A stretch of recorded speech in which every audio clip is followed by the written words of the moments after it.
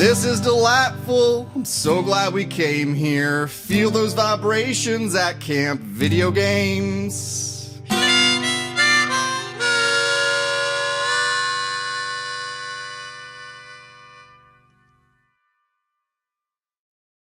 Hello, everybody, and welcome to Camp Video Games. This is Junior Camp Counselor Sean, and sitting next to me is my pal, Junior Camp Counselor Josh. Hello, campers. Welcome back to Camp Video Games. I'm 30 to 40 years old as a camp counselor. That too is my demographic. Yeah, and what happens when you get to that age is you have 2 beers with the kids. Did I say with the kids? I meant you have 2 beers with the other counselors. You have 2 beers because of the kids, am I right? Yeah, I don't drink with kids. I don't buy them alcohol. I don't commit any crimes. Point is that's when you're 30 to 40 years old, it slows you down the next day. And those gosh darn kids came up to the bunk this morning at 7 a.m. howling at me to get up and take them canoeing. It's going to be, I'm feeling, I'd rather let's talk about Final Fantasy VII instead of that. Okay? Boy, howdy. I'd love to talk about Final Fantasy VII. It is kind of pathetic how you are so desperate to be the cool junior camp counselor with these kids. I need to friends my own age. Yeah. These are not your friends. These children are all liars. They're vicious, horrible people. Honestly, if somebody had told me that sooner, I would have said, fuck them kids sooner. Don't fuck them kids. A good point. Okay, thank you for clarifying. To hell with them. Can we talk about... Let's talk about Final Fantasy VII.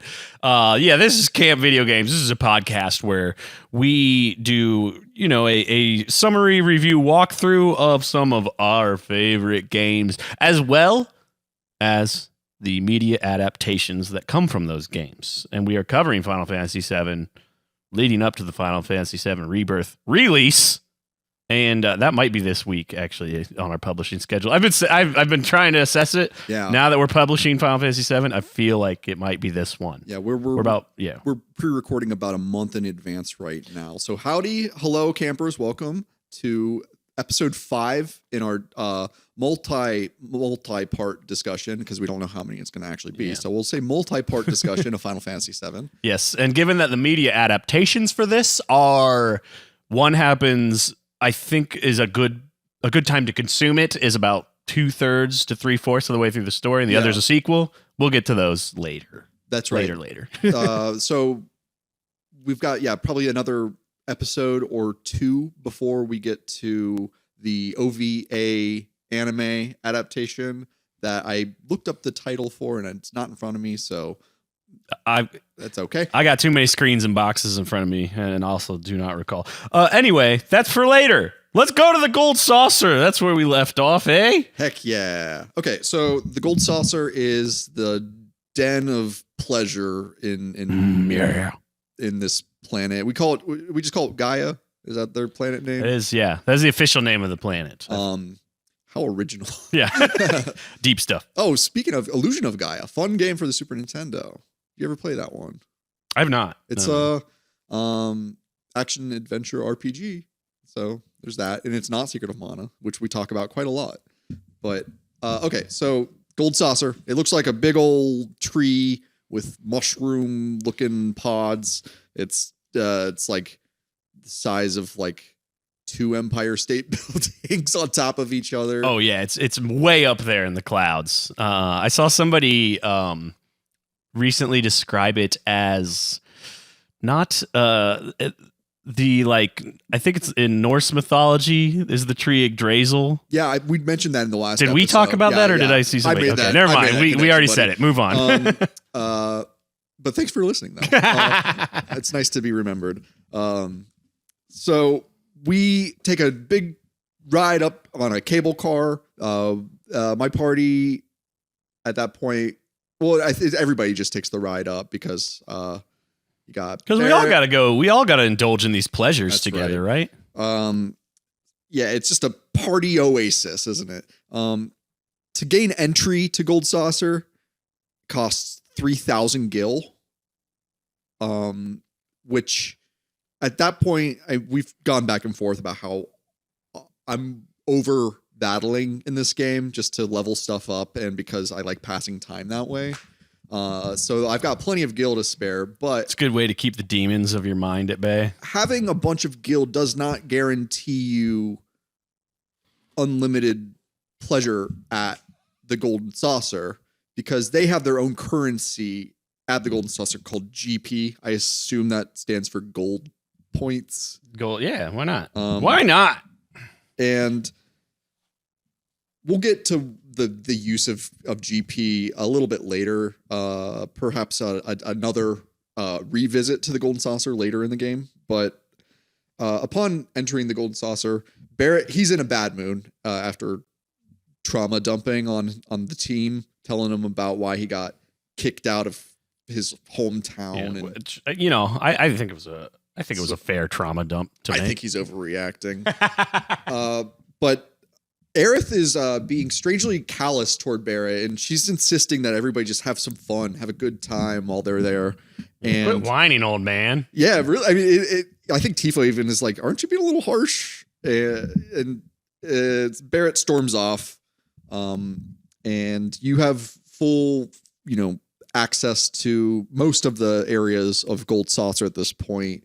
Josh, you want to run through what the different slides you can go down are when we get to that? Yeah, point? well, it's interesting because there's they're not all necessarily slides. We have oh wait, I don't have them in front of me now, but we have let's see.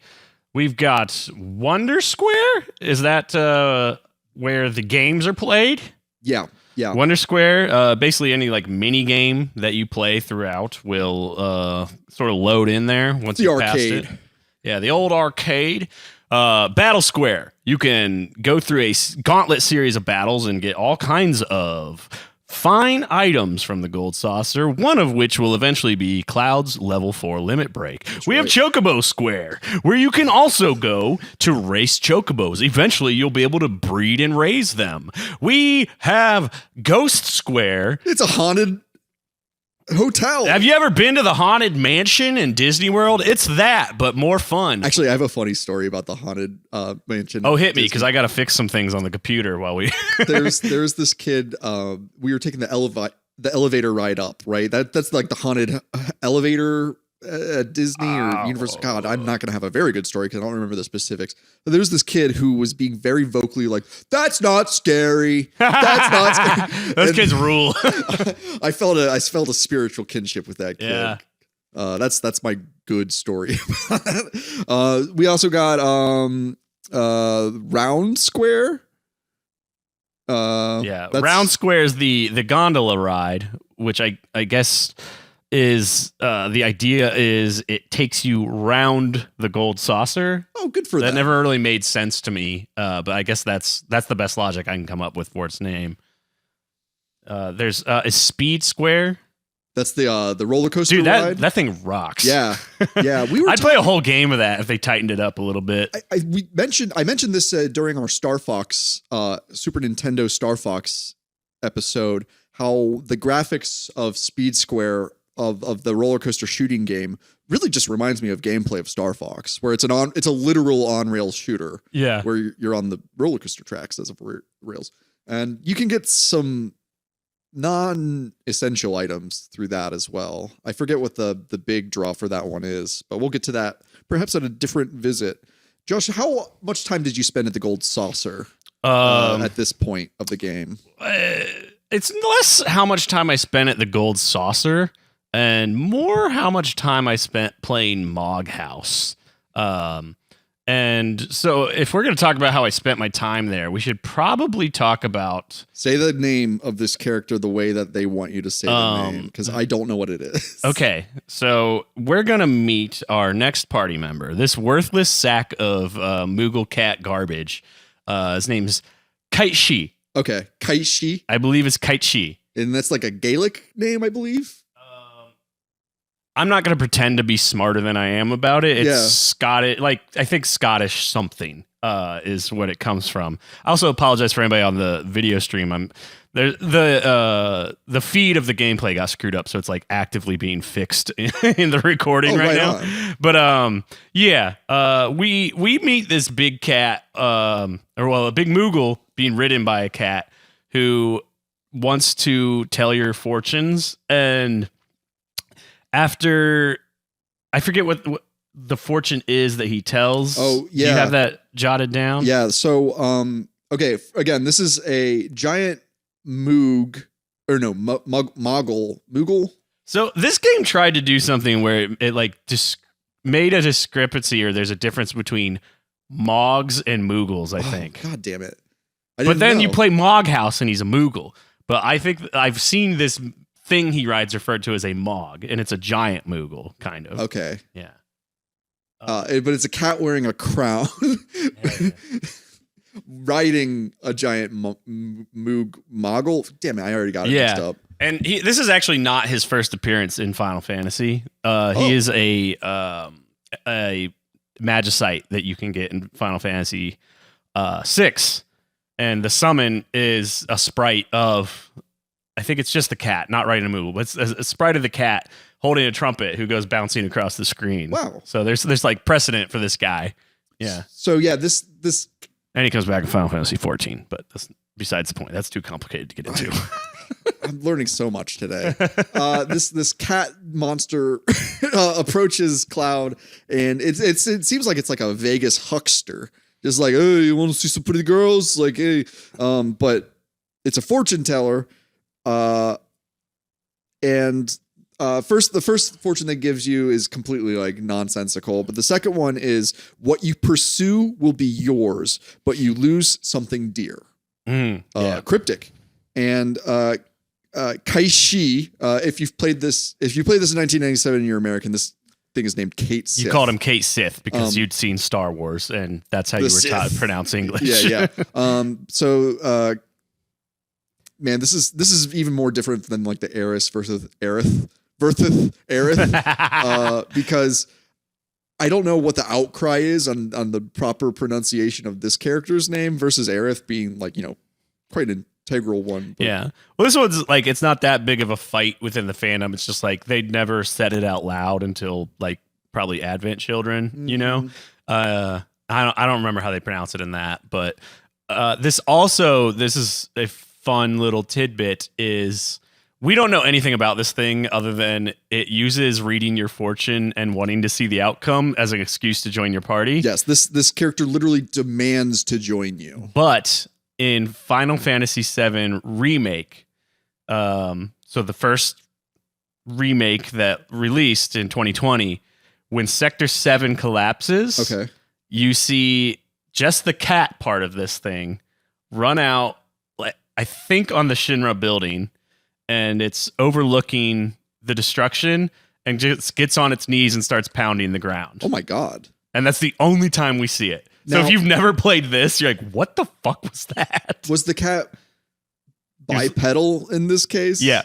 Okay, cool. I love when animals walk on their hind legs. I it's think super cute. I think he will be a much more interesting character in this remake series than he is in this. But the way that Kaishi joins your party at this point is under very dubious terms, and you feel like you're being taken advantage of by having this character just be like, I'm joining you. Yeah, and nobody throws a huff about it. They're like, okay. You'd think that like an eco-terrorist group would be a little more secretive and like maybe selective about who they let join their ranks. We'll have more about him soon, but let's get to the real reason we're at Wonder Square. Okay. So let's just do a brief, before you talk about your new favorite video game that's within a video game. There's so we're at Wonder Square right now. That's where you meet the Kaishi. I hate saying that. I mean, say it however you gosh darn please, in my opinion. There's a couple of video games. There's a couple of games that Cloud can play using Gil instead of GP, but the prize will be GP. There's the basketball game. There's an arm wrestling game. And then my favorite is the bike game where you get to replay the Escape from Shinra Tower bike mini game. and I got real good at it. Every successful win, I believe, Talking grants about you practice. you get 10 GP per win, so it's a great way to rack them stacks. Now tell me about your favorite game. I kind of hate it. I spent a lot of time playing Mog House, which I love the soundtrack. I love the background. Why don't you give us a little description of what that background looks like? It's a house made of a tree trunk with mushroom caps for a roof, basically. And a little Moogle comes out, and it's just this. So it's just this narrative, little storytelling thing that, especially as we're trying to look at the game through the eyes of like our 11-year-old selves. Yeah. I remember feeling at the time like there has to be more to this. What is this thing? What is going on here? Trying to find meaning in this. The only gameplay to it is as you're being told the story of Mog trying to get laid, basically, by learning how to fly, is you feed him Koopo nuts by hitting the A button or whatever it is, the action button. And I spent so gosh darn long on this because it doesn't clarify like what you do when he's eaten enough Koopo nuts to move along, because you got to give him enough Koopo nuts to get the courage to fly, and then give him enough to give the courage to show off for his best gal or whatever. And the trick is you just wait once he shows he's done eating. And I played it, I think, 3 or 4 times before I realized that, because I kept trying. I try to hit every other button. There's no other input. It's just there's no other, just A, yeah. And then like when you're done, you just have to wait for him. And I spent way too long on it. But eventually he meets his best Mog gal and has a million babies, and it's pretty cute. But you get this guy who asks you to watch in a really weird way. It's almost like it's like his fetish to watch people play this. Yeah, he's like, don't mind me, I just like to watch. I'll just sit in this little chair next to the hotel bed. Yeah, and then he just gives you a handful of GP the first time you beat it. Thanks, buddy. Yeah, it's weird. So that's Mog House. That's the only mini game besides a little bit of basketball hooping that I played with in there, which is impossible to understand. Oh, it's actually quite simple, my dear junior camp counselor. You just wait until the basketball gets right to the tip of Cloud's hair and let go. It's a little finicky, but yeah. I was able to consistently do it. I got 9 throws in a row. But did you figure it out on your own, or did you get that info from the guide? I used my handy dandy official strategy guide written by David Cassidy, Final Fantasy VII. Yeah, so if you're not using the guide, there's no feedback on like how close you were. There's no hot and cold feedback like there should be for something like that.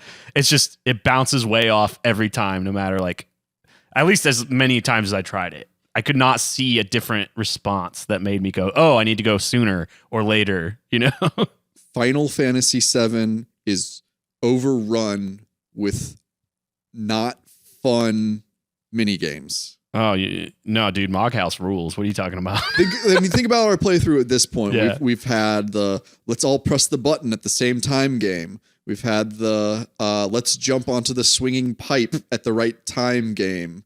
We've had the let's fill this comatose girl's lungs with oxygen at the right time game. They really, the game developers wanted to diversify the experience and not just have it be turn-based combat. That's fine. But in terms of playing this game today, almost... It is 2024. Yeah. 20 plus years after the fact. God, how long has it been? We're like 27 years 27 right now. years, yeah. It's just a lot of this stuff does not age very well. Yeah.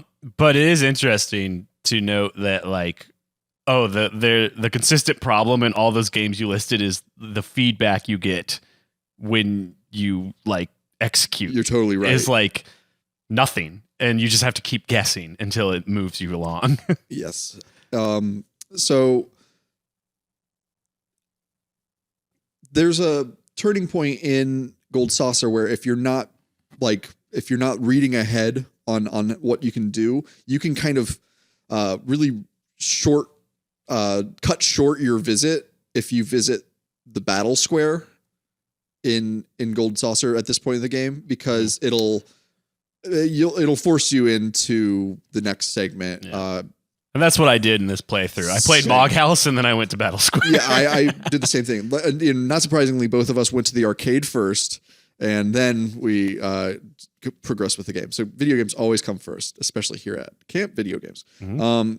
Cloud finds a Shinra guard just fall down dead at the base of some stairs leading up to the battle square, and they cryptically note he's been shot to death. Yeah. I mean, do you remember your first experience with this section of the game? I was terrified that my friend had turned into a monster. Right. Like, it's effective. Barrett had shown some very emotional instability throughout the game. I mean, he's a live wire. He's a hot short fuse.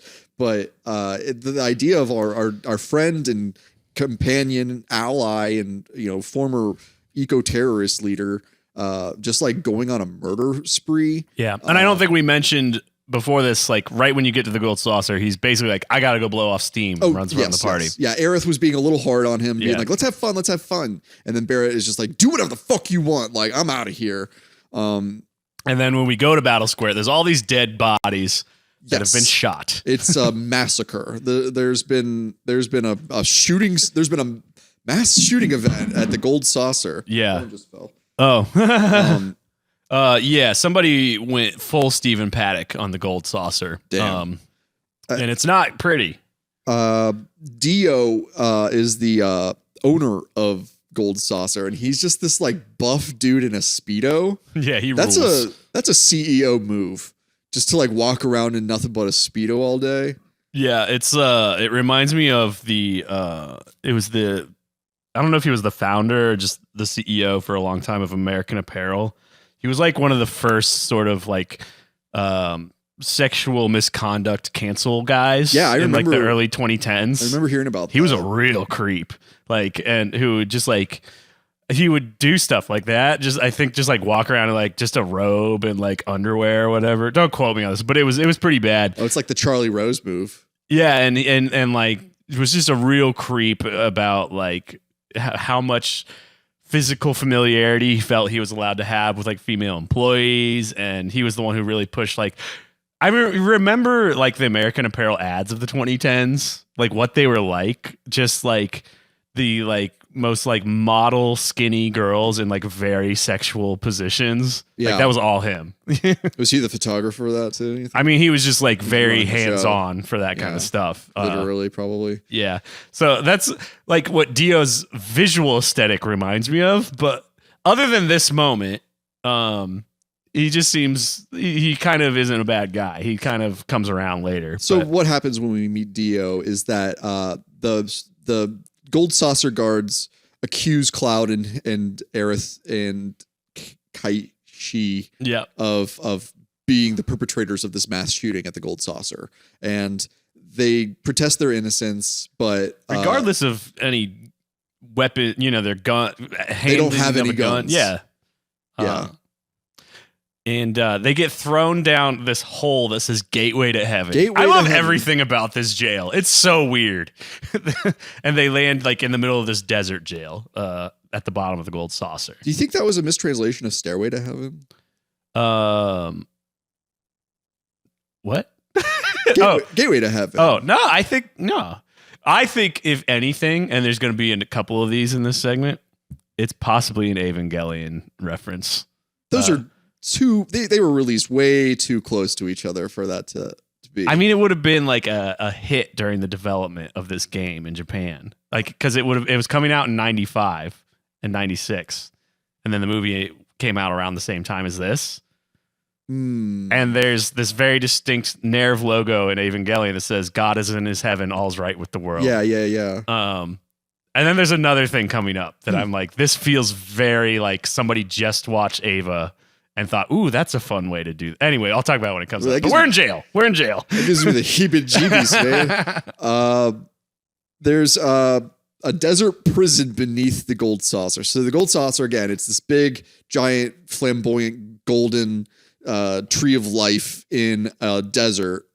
And at its base is a prison whose a prison with no walls, a prison of the mind. Where we're going, we don't need walls, baby. Yeah, baby. We've got sand for miles for that. Can't video game official stance abolish private jails. Abolish all jail. Fuck it. Yeah. Burn them all. Burn them prisons down. Yeah. So you start meeting some real characters down here. Like the laughing man. Oh, you talking about the guy that follows you? So a dude just starts so following wild. Cloud as you walk around the map, and anytime you talk to him, he just laughs. It's so menacing. Yeah. This is a creepy moment in the game where you're like feeling. I mean, you're fresh fish, baby. Like, you know, like they're looking at you with hungry eyes. Yeah. They do a great job making you feel like I'm stuck here and I don't belong. Yeah. Barrett says he needs to deal with this when Cloud asks him if he murdered those people at Gold Saucer. Mm-hmm. And in an old ruined house, Barrett asks you, he's like, didn't I tell you not to come here? Well, talk about his entrance first. Do you remember that? Yeah, well, so he says, didn't I tell you not to come here? And then he points his gun arm at Cloud and the team, and he just starts blasting. And It's so a crazy. sneak behind the couch falls down dead. Yeah. So it's like, this is a classic like action drama thriller trope where like it looks like they're pointing a gun at you, and then they kill somebody right behind you. Yeah. It's like he gets right on the threshold of like as much as you can possibly distrust him, and then proves he's on your side by shooting the spy behind. Yeah, you. it's a But it's still like he points his gun arm right at them. I have to like keep operating on the idea of like bullets in Final Fantasy VII World are like slightly more powerful than BB guns. Yeah, that sounds about right. And that's why Barrett can down somebody is like he's able to fire off so many rounds so fast. It's like the only way it makes sense. Not to like talk about like the minutia of gun ownership, but like the price of ammunition is out of this world. If Barrett is shooting, let's imagine. Well, that's Obama's fault. Kids, buy a shotgun. I'm Joe Biden. Buy a shotgun. I'm assuming Barrett is shooting. If we want to like standardize it, like let's say he's shooting like a 9mm, maybe even a 380, but that's about 50 cents a bullet. Maybe a little less, but it's going to cost a lot. And if you think about the GIL to US currency exchange rate, there's got to be some wiggle room, I guess. Yeah, that'd be very hard to figure out. I'd be if somebody's done a video on that, I'd watch it. That's a weird cross section of interests on YouTube. That'll mess your algorithm up for a while. Barrett says he needs to deal with whatever it is that he's furious about, but upon killing the sneak behind them, the rest of the team shows up. Everybody got arrested at Gold Saucer apparently, and they demand an explanation from Barrett. Barrett goes back into a continuation of the flashback we saw in Corel, North Corel, and it seems that they got ambushed. Barrett and Dine, they were away from the village when the Shinra attacked, and upon returning, they get ambushed by Scarlet and Shinra guards. And while trying to evade gunfire, Dine falls off the side of a cliff. Barrett grabs him, and then both of their arms get shot off as Scarlet and the Shinra guards take their shots at them. Yeah, and it's hilarious how it's like, and then the logical thing to do is replace both of those shot arms with guns. Well, we talked a little bit about how like badass Sam Raimi is. Yeah, this is a very Sam Raimi. He's move, doing an yeah. Evil Dead right now. He's doing Ash, like a double Ash. Well, Twin Ashes, Gemini Ash. Does Barrett ever get a chainsaw arm? Because I don't think so. You get the cannonball. He gets a cannonball. He gets a scissors. hook. Yeah, the scissors. if you had a chainsaw hand, that'd be like an easy. Yeah. So now we know how Barrett got his gun arm. It was shot off by the damn Shinra. The dash dang Shinra. And he needs to go. He says Okay, he has to apologize to Dine. Well, first and foremost, Barrett did not kill those people at Gold Saucer. Yes. We learned that it was most likely the other man who had the same surgery as me. It's Dine. It's And the guy from the isn't there a flashback. witness in the battle square who says a man with a gun arm did this? Yes, and so that's why we are suspicious at this point. And now, once Barrett tells his story, and we're like, all right, we'll follow you, see if you can prove this. This is kind of what happens next. Yeah. Hey, innocent until proven guilty. Yeah. Although, it was the man with the gun arm. Mm-hmm. I only see one of them right now. But we go northeast. After we've had this conversation with Barrett, there's another dead guard who is blocking off the exit to the prison. The exit to the prison village, I guess, because you can just wander in the desert aimlessly. I think you can do if you go in one direction, you can just keep going and going and going. It's like the Lost Woods in the first Zelda. Yeah, I'm not really sure because I just kind of instinctively knew where to go. One of the NPCs that you talk to in the prison tells you to go northeast if you want to talk to the boss. Everyone keeps talking about the boss. Yeah, and I think it's probably optional, but there's a house where there's Mr. Coates is hanging out. Yes. And he's, I guess, the sub boss or whatever. And we found out if we can go up and race a chocobo, that's how you can get out of jail. It's the only way out. But Can you need imagine if the federal prison system had like a race car clause. That would rock so hard, dude. That'd be an amazing movie.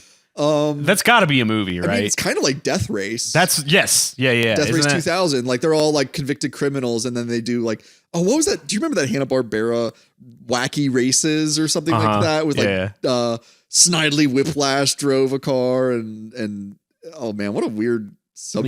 Yeah. It's also like a little bit like Rat Race, which was around the same time as the Hanna-Barbera cartoon was the original movie.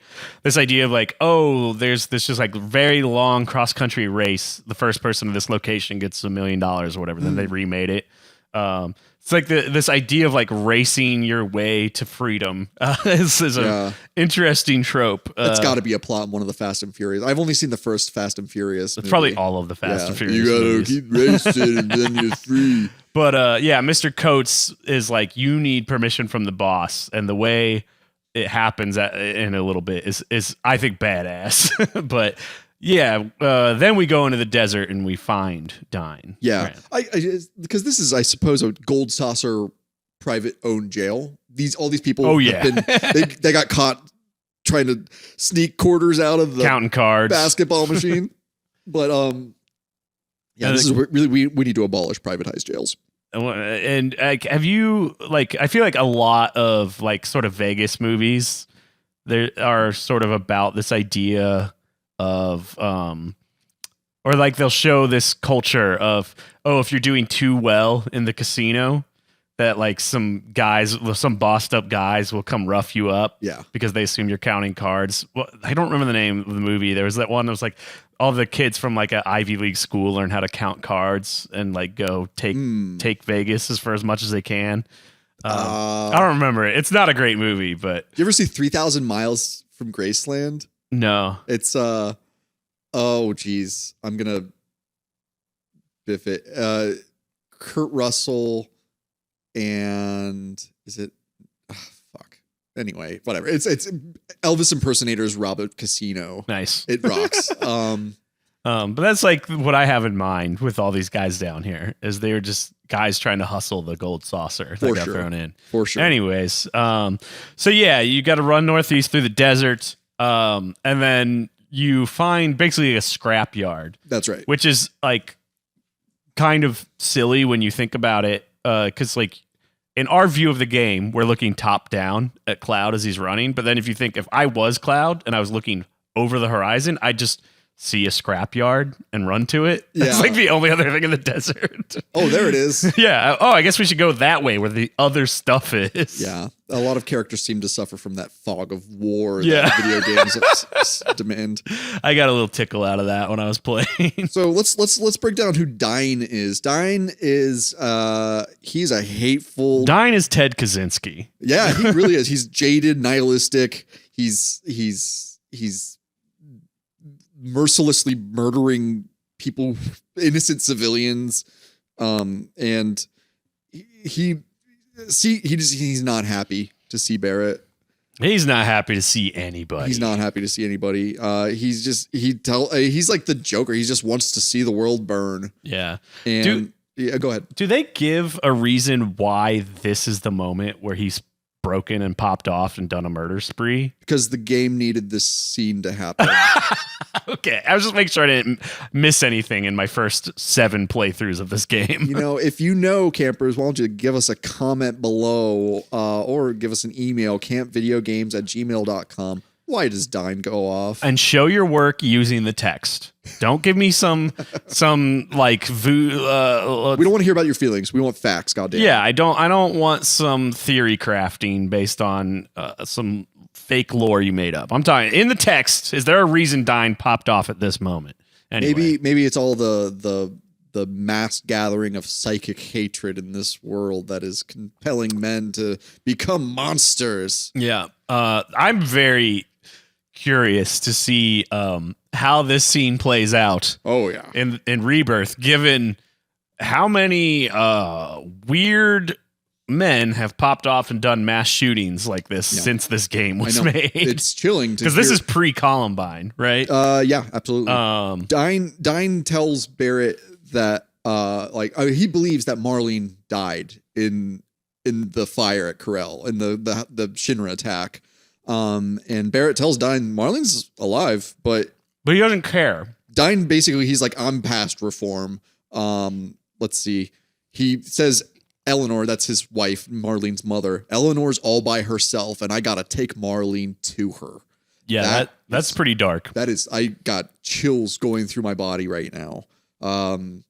And Dine, so okay, and then Barrett's just like, nah, we're gonna fight. Yeah, Barrett's like, that sucks, dude. Sucks you feel that way. Sucks to suck. Yeah, and it's then it's this nice sort of contrast of these two parallel paths and how it can look different if you just keep some hope going, and that's Barrett. It's a major theme of this game. It's something that we're going to revisit later. Yeah. And you need something to fight for. That is a big part of this game, is that you need to be, it's the reason why Aerith put Cloud in charge of the team, because not only do they need his leadership, but he needs to be responsible for people besides himself to feel the need to continue to keep living, because it's very, you can put a lot of the ways that Cloud was talking to Avalanche at the very start of this game, and you could take those right out of Diane's mouth. Like, I don't care about the world. I'm just doing this for myself, blah, blah, blah. And like, it's showing you, I think, that not only are we tracking,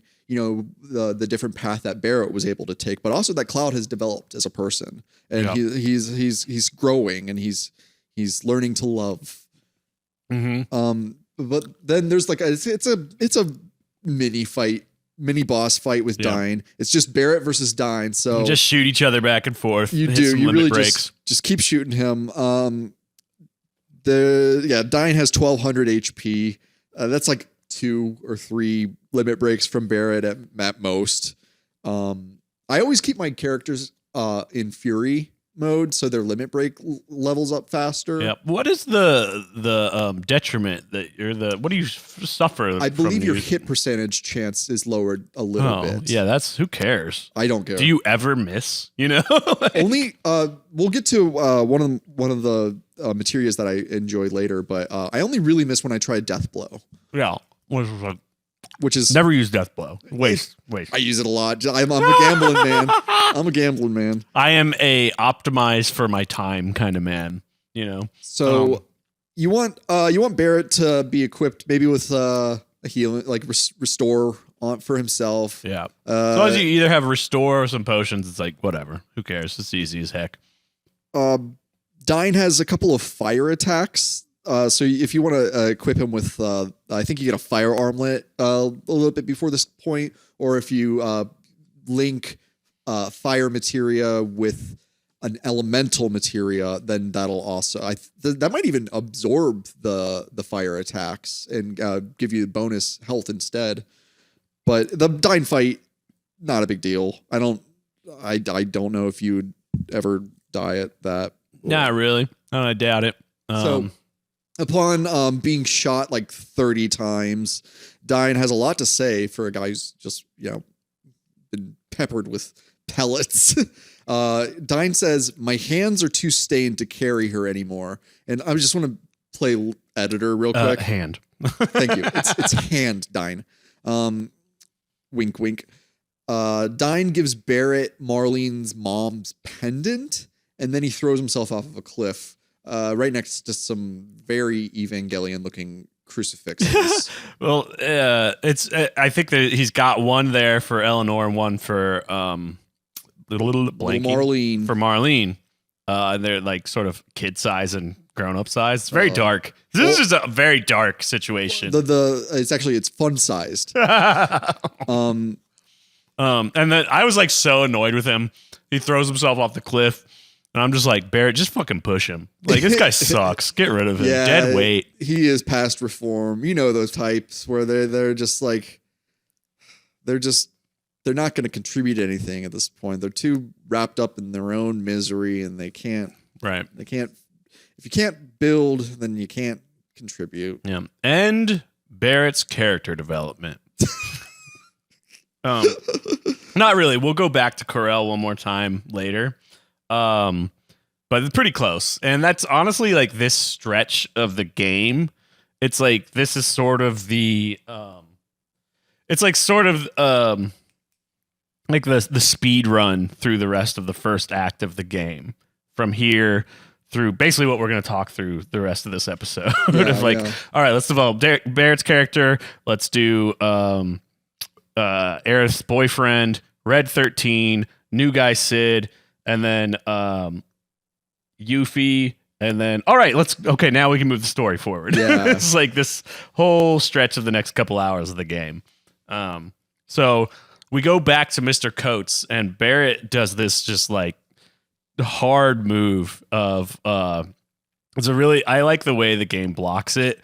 He like just holds up Dine's chain, and says, "I want to go up." And then Mr. Coates is like, "What?" And he's like, "I want to go up. I'm the boss now." Yeah, it's great. It's so good. And then we can go up. Yes, and now Cloud gets to enter the illustrious career field of chocobo racing. Mm-hmm. Also worth noting real quick is like Barrett is now like, I'm going to defend Dine's honor anyway, even though he died like a dirtbag, because I knew him beforehand. Well, and he like kind of gets in Mr. Coates' face. I feel like we might have just like blasted through the Dine section, but like I want to believe that Dine killed himself as as an act of like to stop him from doing any damage to the people he loves. Yeah, and it's still a selfish thing. I was just. So like, I ain't getting no mental health care down in this jail. So just hide me. Just let me die so I don't go on a murder spree again. It's amazing that a guy with a gun hand didn't just blow his brains out. Right. But that might be too convenient. That's a little M for mature and not T for teen at that point. That's true. Yeah. So Mr. Coates says, "Sure, you can chocobo." "Yes, sir, Mr. Barrett. Anything you say." And everybody elects Cloud to be the chocobo racer. They're like, "Hey, you're the protagonist. Go ride a chocobo." I'm gonna look up the these little bios of Cloud and see if they don't give his height in this version. I know that I was just assuming like Cloud was like maybe like 5'2" or something. And he's like jockey height. Oh, Cloud's absolutely a short king. Yeah. That's why he's got the spiky hair. It makes him look taller. He's trying to compensate. Do you think Cloud wears heels like Ron Dion DeSantis? I wanted to talk more about the hedgehog's dilemma, literally with Cloud. Oh, that's another. Yeah, he's got the Liberty Spike to physically keep people apart from him. That's right. Yeah. I'm not quite sure, but I will as we move on. We get our manager Esther. Esther's to race chocobos. Yeah. I'm really curious to see how Rebirth handles Esther too, because I think she'll be a fun, bubbly little.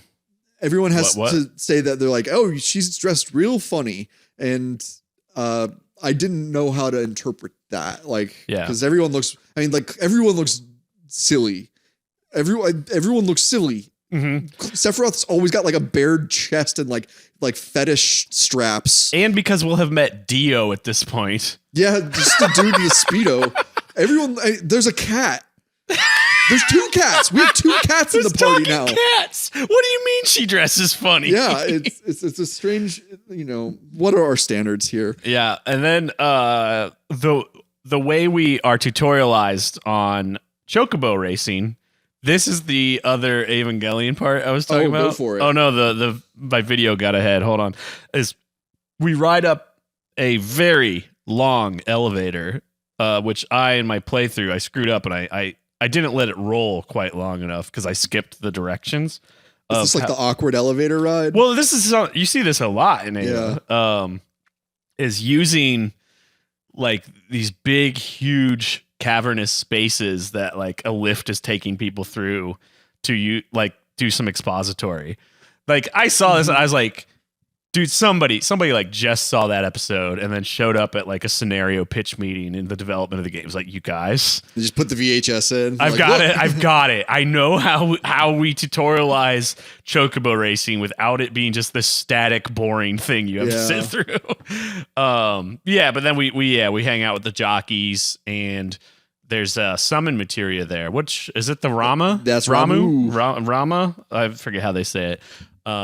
That's just hanging out in this little jockey room. I wonder, you can miss this, right? Because you don't ever come back to this room. I don't think.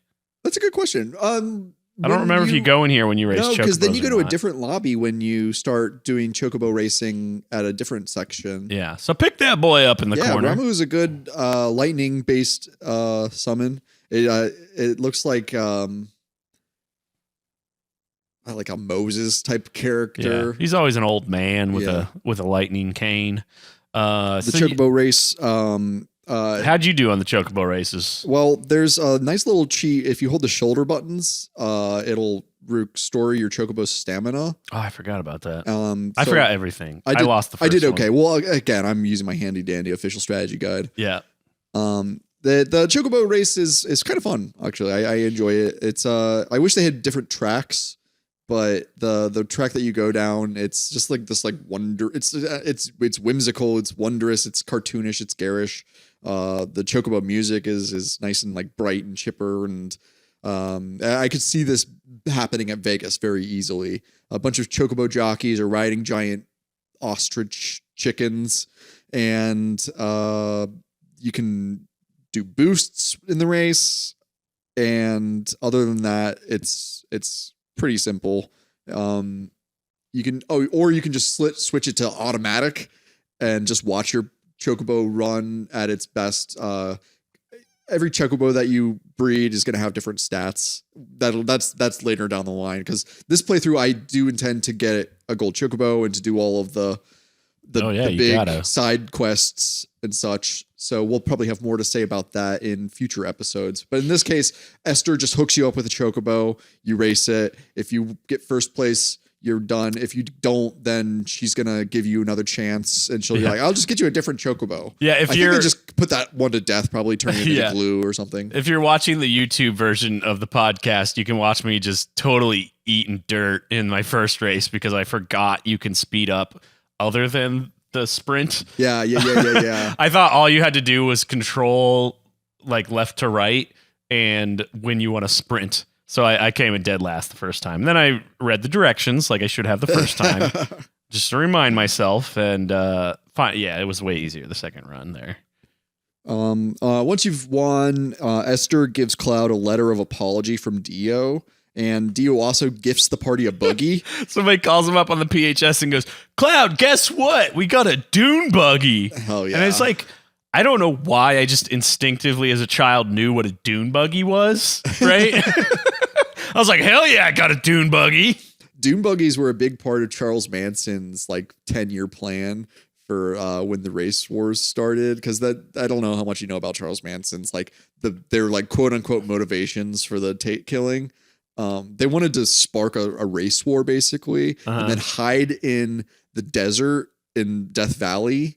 He wanted to go Mad Max before Mad Max. They were just stealing cars and converting them into Dune buggies. Sick. And like that's just like some desert, that part's sick. Not all desert dirt bag shit going on. Yeah, dude. But anytime I think about Dune bugs, I just think of like Charles Manson be like, we got to convert these cars, go over the sand. Yeah. He's a great singer. Have you ever listened to his music? No. Join his cult. It's actually a great idea. Oh, dude. Okay. Yeah. I'm in. I'm straight up in, dude. Yeah. Sign me up. So yeah, we have our Dune buggy, and at this point we have sort of options of where we can you go. can now go over rivers and over desert. And other than that, the Dune buggy doesn't do much. Except that it makes this annoying rumbling noise that distracts from the beautiful overworld music. That's right. And I think you might go a little bit faster than Cloud does on foot, but it sure doesn't feel like it. And it's not fun to drive around. Like it's not like getting a car in GTA where you're like, oh boy, right. Like, let's drive around and enjoy the physics of this game. I hope it's like sick in Rebirth. It's gotta be. That like you can just like, sort of GTA style drive it through things. That would be amazing. I don't know. We in real time, I will, because Sean doesn't have a PS5. We got to give him a PS5. I'll find out in about a month here. I'm a patient man. He'll play it when I give him my PS5 5 years from now. Excuse me, when I trade you vegetables. Oh, that's a good point. PS5. Yeah. That's Sean's catching up on PS4 games because I gave him my PS4 when I got a PS5. But the options we have right now is one, there is a house on the coast that looks like a lighthouse that is kind of important later. And if you walk in now, Cloud goes, we have to come back later. And then it just forces you out, which is very bizarre. Cloud's like, we're on disc 1. This doesn't make sense. Yeah, it's very odd. Or you can go straight on, move the story to Cosmo Canyon, or you can go to, as I like in my brain cannot translate it away from Gonzaga University. It's Gonzaga. Yeah, that's how I pronounce it too. Yeah, it's Gonzaga. But that's where we go next. We go to Gorgonzola. Gorgonzola, Gonzaga State University City. It's this little blown out looking on the map. It just looks like something exploded. Yeah, it does. There's a ruined reactor there. We know to go to Gonzaga because in the letter that Esther gives us from Dio, he says that a man in a black cape was heading toward Gonzaga.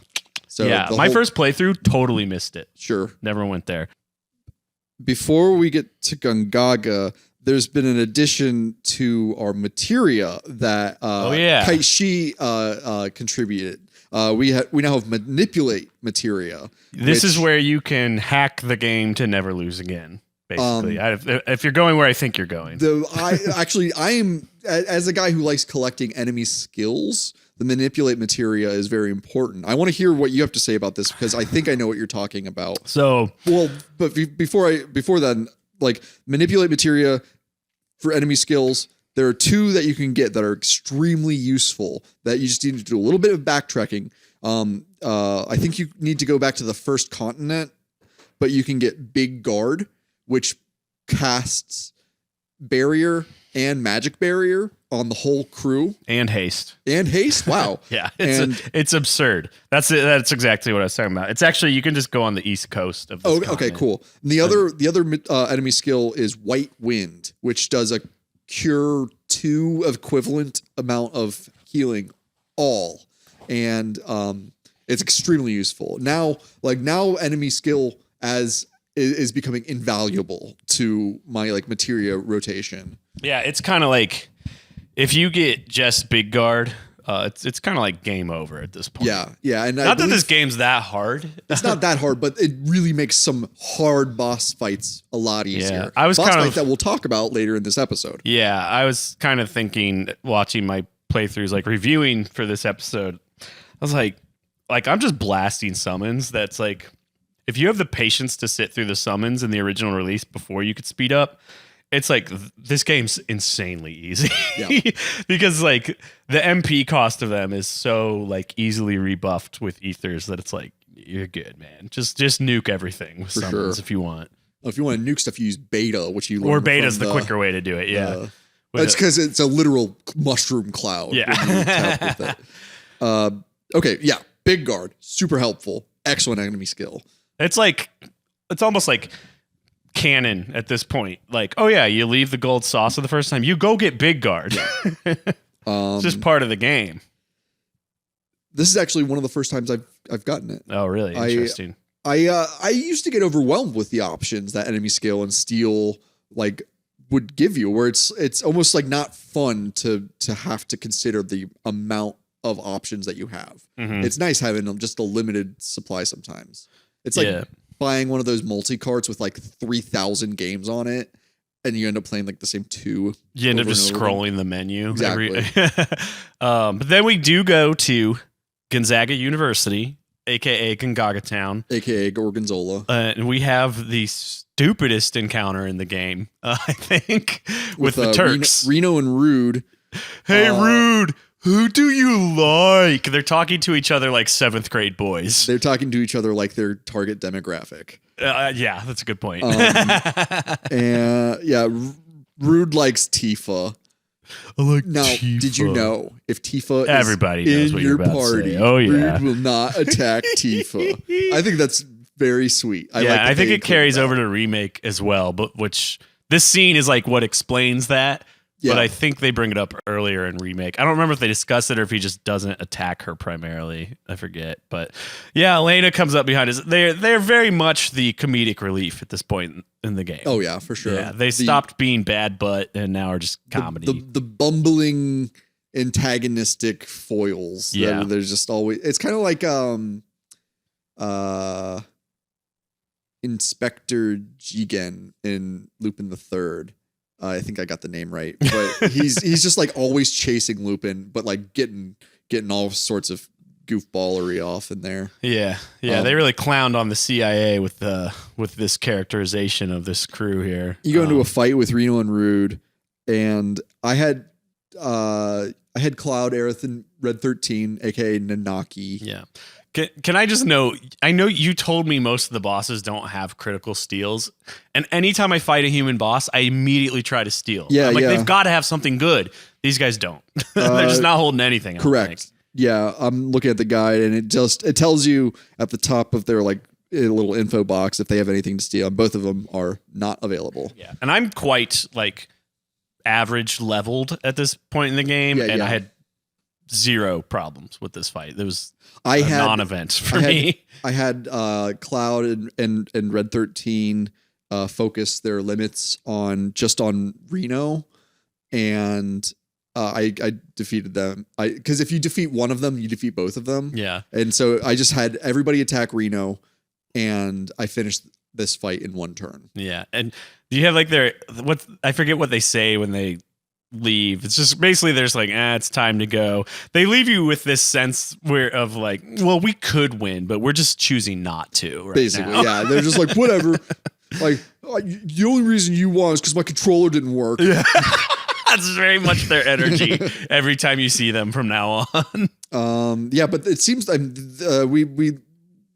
team discusses the Turks were waiting for them in an ambush, which means there's a traitor in our midst. Yes, that's the important detail here. And I love that they're like, I wonder who it could be. Is it the cat riding a Moogle who forced his way in that we know nothing about? That we didn't invite? Yeah, I know. We'll get to that later. Yeah, but very, very base level stuff. You know, again, it's being written for the demographic, right? But whatever, let them have it. The ruined reactor that Gongaga is as represented on the world map. You go to it, and Scarlet and Sang show up. Mm-hmm. Sang is the leader of the Turks, so the Turks are just all right there. But apparently, they didn't tell their boss that whatever. Cloud and the gang go to the ruined reactor. They hide as Scarlet and Sang they're looking for giant materia. That's all we know right now, is that Scarlet wants big. She's like, the bigger the better, baby. Yeah. And Cloud does a Snake, what's his name? Metal Gear Solid, blanking. Solid Snake. Oh, Solid Snake. He did Snake Plissken. Snake Plissken, yeah. Where he goes, Cloud just a couple of times like, big materia. Huge materia. Metal Gear. Metal Gear. So like Cloud does that a few times while he's listening, just so you know he heard, you know? Yes. So this is, just a little teaser for further down in the game. We also learned that Hojo is no longer at Shinra. Didn't he tell us that? Yeah, he did at Cosmo Canyon, I think. Costa del Sol. That's when he's on the beach. Costa del Sol. But now it seems to have repercussions. Where people are like, well, the way Scarlet sees it is that just means there's more budget available for the weapons development that she's in charge of. So what we're gathering right now, Scarlet, head of weapons at Shinra, is looking for huge materia, presumably for a giant weapon. That's all well and good right now. Yeah. Dude, did you fight the Dino Tank? I sure did. It's a Triceratops God, tank. it's so sick, dude. I was. This better be a boss fight in Rebirth. It sick. Has to be. It's such a weird. It's this is the only place. I think this is the only place where you can fight it. Yeah. It comes up in the battle arena. I ran into it there, but the enemy is awesome. Named Heavy Tank. That's the name of it in the bestiary. My wife walked in while I was fighting one of these, and she like stopped. She was like, "Is that a Triceratops on top of a tank?" Yeah, she's like, so this is I married a loser, huh? She's like, so you're playing baby stuff. Okay, cool. Yeah.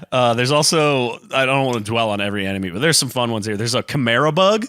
And like I never, like when I was playing, I was like, is that a Chimera, but it's a praying mantis? And then I brought up the info tab that shows you what enemies' names are, and its name is like Chimera bug or something. Like a chimera? Yeah. Okay. It has three bug faces on it. Weird. Some good stuff in this game, but not to dwell on let's minor enemies too much. But unless you got a fun fact from the guide for me, I'd love to hear it. I'm not seeing anything named Chimera bug. It's spelled with a K. Oh, okay. Thank you. Chimera. It's spelled wrong. Kimara.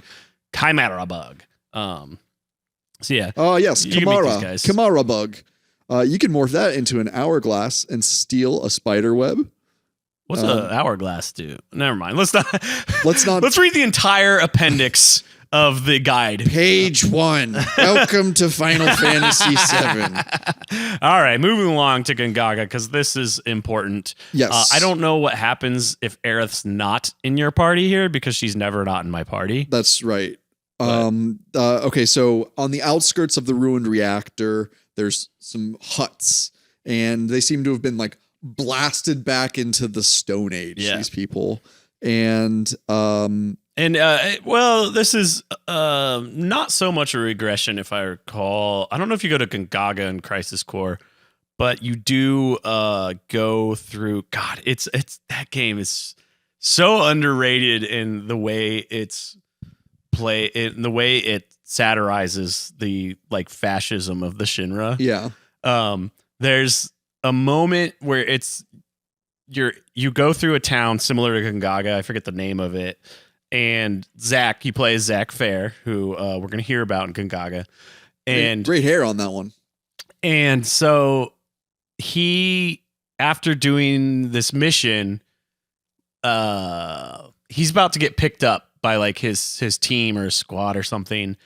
And he goes, he definitely does like the "Are we the baddies" meme. He's like, Shinra, like we can't be monsters. Our soldier can't be a monster. And then the very next thing that happens is they come in and carpet bomb this village. Oh my God. That he was just in. It's so fucking funny. Wow. Like, cause he just plays this like dumb puppy dog for like 95% of the game. I mean, which in all honesty is how the military likes to recruit them. Yeah. Loyal, unquestioning. Yeah. So that's the characterization of Zach Fair, whose parents we can meet in Gongaga. You meet two old folks that they ask Cloud, seeing that he's got the Mako glow in his eyes. You got that glow on you, boy. They ask if he knew Zack in Soldier. Cloud says no, but that the name is familiar, and it's just a little breadcrumb right now into who's the Zack guy. Mm-hmm. Do all soldiers know each other? Then when you leave after they are like, have you seen our son? I'm looking for my son. He left for the big city. And you're like, I don't know. Then you walk out and Aerith's like, oh yeah, that was my boyfriend I told you about. So she never met the parents, I guess. I guess. I don't Didn't get to that level. Yeah. Do they celebrate Christmas on Gaia? I bet. There's some form of it. See, yeah, Aerith just like listening to this goes, Zack. Well, and there's no way to read the tone until Rebirth comes out in a few weeks. But Zack. Yeah, she sort of like doesn't like play into the parents too much, and then outside very nonchalantly tells Cloud like, oh yeah, they were talking about my boyfriend, he's dead, or like whatever. Yeah, for sure. You go around the village and you can ask around, and you learn that they've banned Mako after the reactor explosion killed a bunch of their villagers. Good for them. And it's not much else to do in Gongaga, but yeah, just meeting Zack's parents is kind of an interesting little. It's an anomaly wrapped in a mystery, wrapped in shrink wrap or something. Yeah. Just a nice little breadcrumb that you think like, whatever, over and out. That's the end of Zack, but it's going to come up again and again and again and again. So the gang, they continue on their epic road trip across the continent, and then the boogie breaks down outside of this mountainous canyon residency called Cosmo Canyon. Yep. Tribal theme. I love the music for Cosmo Canyon. Likewise. My buggy did not break down at first. I stopped right before like the boundary where it breaks down. Yeah, you just get to like a threshold and then the buggy's like yeah. And then when they told me the buggy was fixed later, I was like, wait, what are you talking about? That's so funny. You were able to skip that. I didn't know that they would do that. Yeah. At Cosmo Canyon, I mean, it's seemingly like as we go from location to location, the game seems to make a point of telling you what powers these residencies, and this one seems to be powered by wind, and it's like a wind-driven society. You go to Midgar, it's obviously Mako. You go to Corel, it used to be coal, now it's Mako, or now it's not really anything. Mm-hmm. But yeah, Cosmo Canyon, they seem to be in touch with the Earth, man. Yeah. And when Red 13 shows up, does the guy at the gate immediately call him? Yeah, he's like, Nanaki! Yeah. Because Red 13 was, that's his slave name. That's his wild. That's his given name right. from Hojo. Right. Which is why, campers, I changed Red 13's name to Nanaki upon first playing it because I didn't want to dead name him. Yeah, right. Which I think is the right choice. I think enough has been teased about Rebirth at this point that I think I've seen rumors that they do sort of officially start calling him Nanaki. I was hoping after so. Cosmo Canyon. That's bothered me. Yeah, it's really weird. Like throughout the rest of the game, and like his identity is just Red 13, where it's like that's literally what the Nazi scientist designated him. And it would have been really like a fun detail, or just like a fun mechanic, whatever, to like either force his name to change at this point, or to give you the opportunity to rename him once you learn this information, or like maybe at the end of this scenario or something.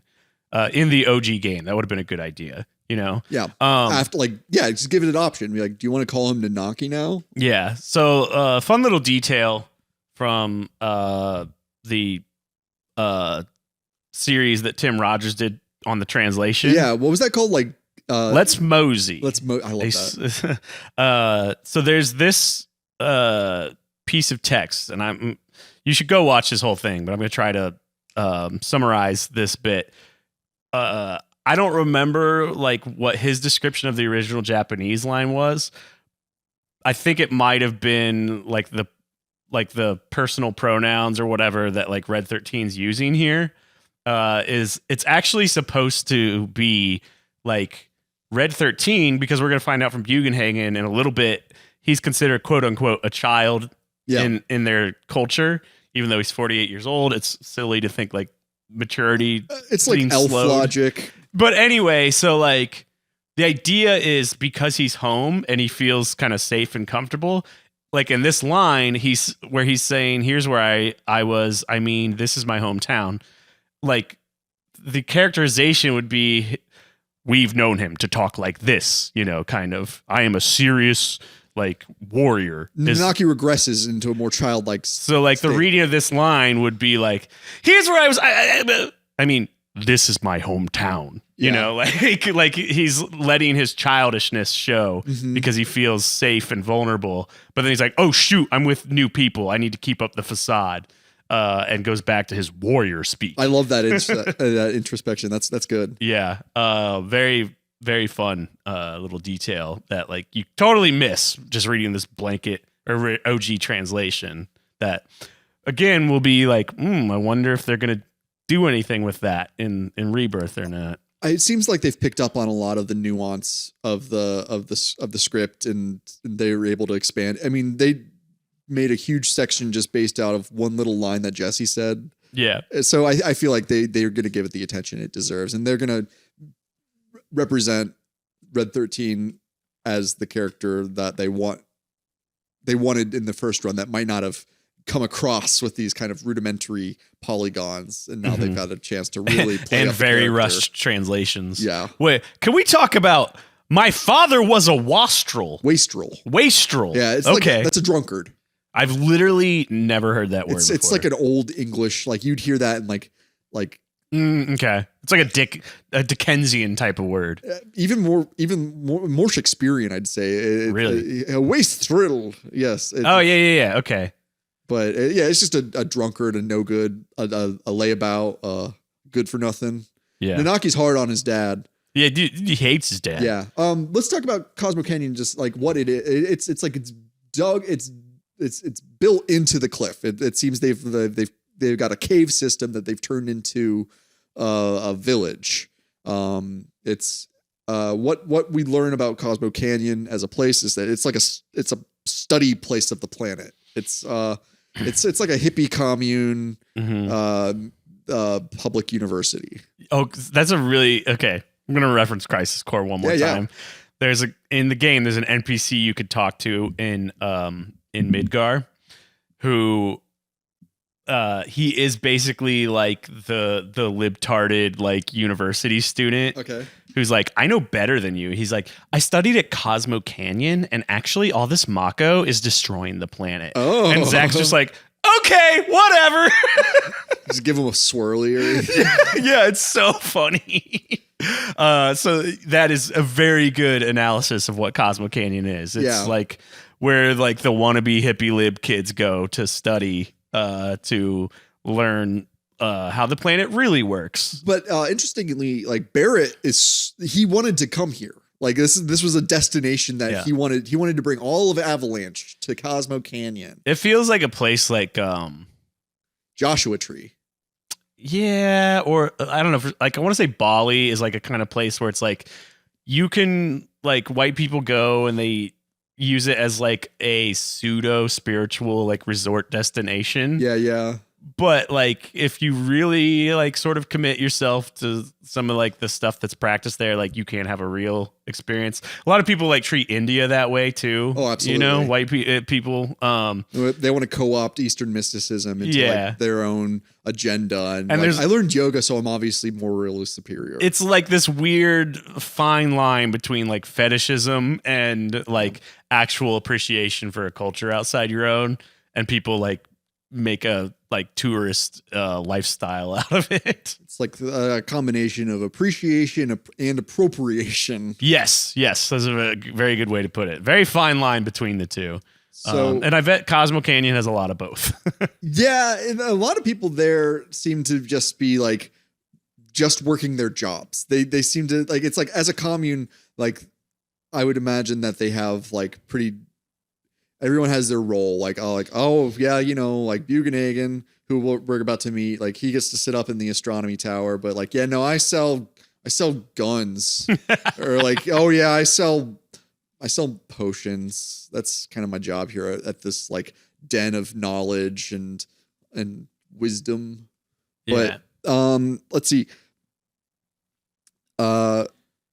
Everybody sits around the outside. It's actually what we're sitting around right now. It's the Cosmo Candle.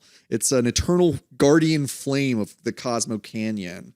So you know, it's nice to have a bonfire that you don't have to find lumber for. That's right. We love it out here, folks, don't we? Yeah. It's the humidity that gets you. Yeah. But our goal at this point is to find our way up to Bugenhagen's outpost, or whatever you want to call it. Bugenhagen His house is Nanaki's grandfather. This is the grandpa he was thinking of in the jail. I forgot about him dreaming about his grandpa. the one that Barrett was delighted to hear. Oh, you love someone. You love your grandpa. You loser. Oh. Yeah, Nanaki's grandpa is Bugenhagen. Bugenhagen is it's Master Roshi. Yeah, kind of. Yeah. Less horny Master Roshi. Yeah, way less horny. Physically, he's Master Roshi. Yeah. Well, maybe not as ripped. But is Master Roshi, even with like the little sunglasses, bald white-haired man. Yeah. Nanaki, yeah, he's a kid, but he's actually 48 years old. And what do we take from that? Like, because Cloud is 21, Nanaki's twice his age plus some. But they want us to, like, in terms of maturity, think of him as one of the younglings. He's like a 16-year-old. He's supposed to be mature at the same level of maturity as Yuffie. So dog years is 1 human year to every 7 dog years. I think cats are 4 or 5. I don't know. I think he's right on scale with the cat year lifespan. Yeah. Which is speaks again to him being like a cat. Or yeah, because I always go back and forth, like, is he a cat? Is he a dog? Which is it? Cat dog. Yeah, I just call him cat dog. You ever revisit that cartoon? I've never watched it. Oh, it's a good one, actually. Alone in the world is a little cat dog. So Bugenhagen is the resident astronomer, philosopher, Tai Chi master. Yeah, and guy who just kind of spooks you about the impending doom of existence. He's extremely chill about the apocalypse. Yeah. He lives a mentality of non-attachment. This could end at any moment, you know. I got a quote from Bugenhagen. Sift through it. Bugenhagen says, "Looking up too much makes you lose perspective," and then he immediately takes you to his astronomy tower with a giant telescope that looks up. Yeah. We get a great little segment of where Bugenhagen takes you up into this like virtual solar system that is in the top of his tower. One little thing before we go into his apparatus, as he calls it, is he first invites you to sort of practice listening to hear the screams of the planet. Yeah. Sounds like a whale cry. Yeah, and then you actually hear them. And there's something really interesting about that to me, that when you go to this place that is purposefully removed from like the poison of Mako, things are quiet enough to hear what's really going on.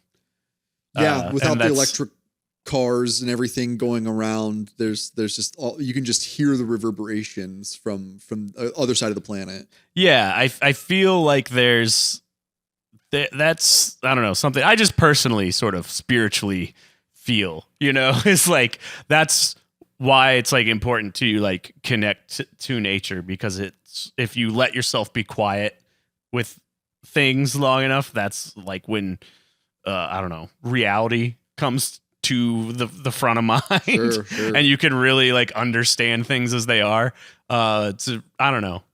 Like I said, I think in the first episode, a lot of my spiritual sort of guidance in this life comes from this game.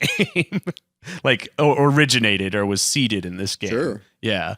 And you know, I think a reason why this type of messaging was effective on your young mind is because this is media that you chose to consume. Mhm. It wasn't being forced down your throat, and therefore it allows you to have some agency in this programming that you're choosing.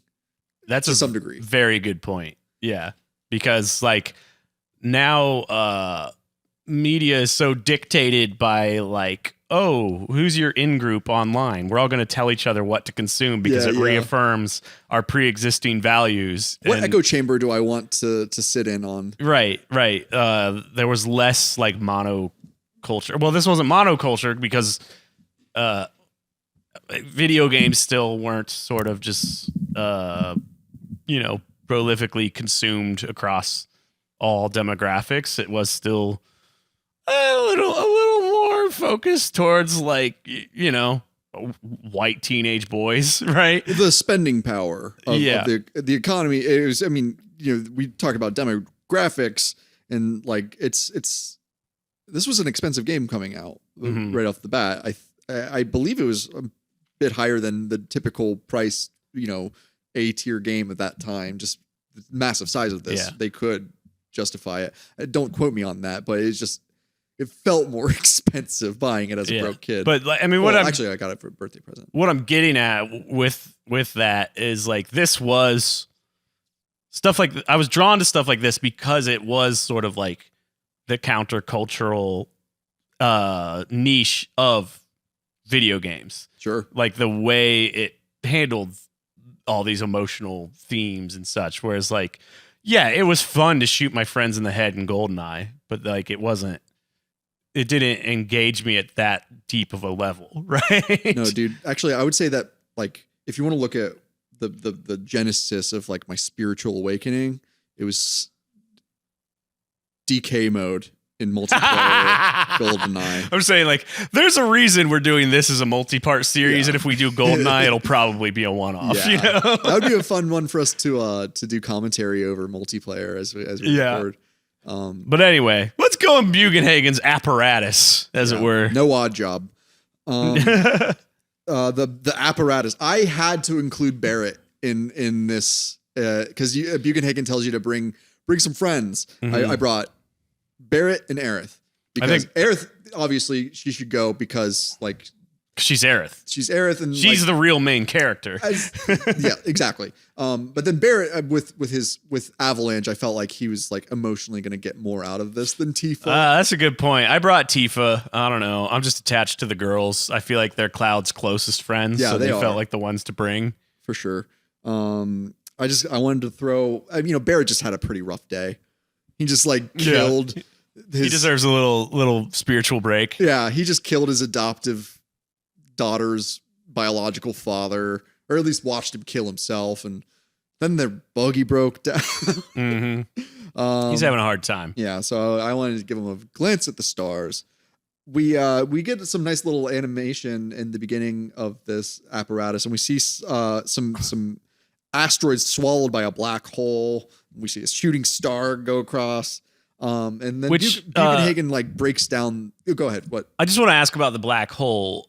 Is that supposed to be a premonition, a foreshadowing, or do you think it's just him being like, yeah, the universe has black holes, and this is just a kind of fun way to track this shot?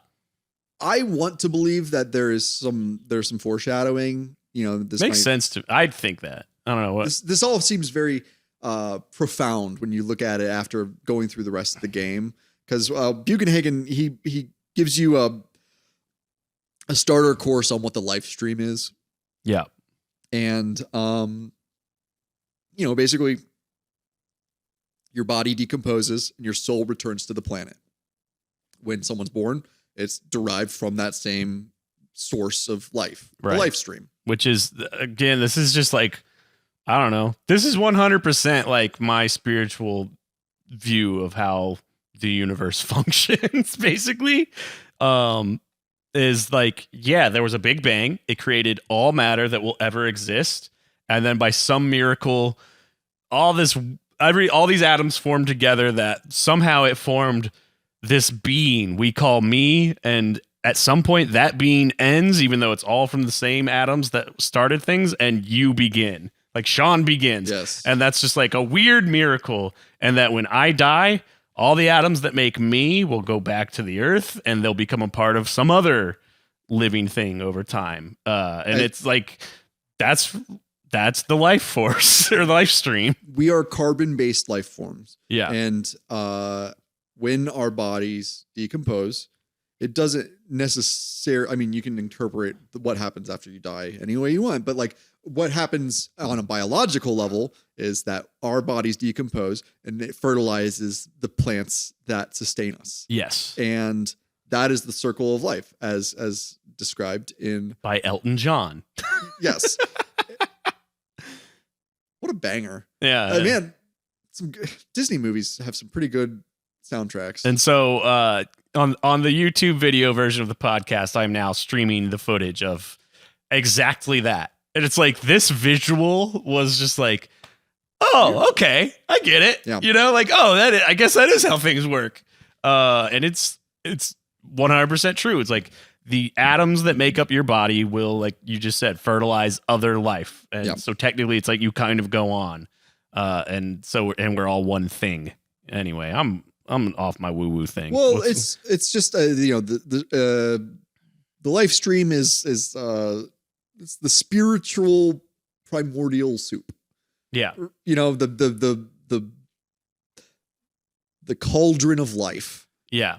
And as Bugenhagen demonstrates by like sucking all of it out and the planet crumbling, that's just almost like a hyperbole of like what we are doing. Well, that's exactly what Mako reactors are doing. They are sucking out the life stream. Yeah. But like in the real world, that's what we're doing by pulling all the oil out of the ground and spraying the CO2 from it into the air. It's like we're creating this unlivable environment.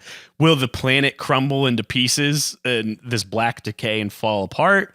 No, but most life will, because of our sucking the life stream out of the ground. For sure.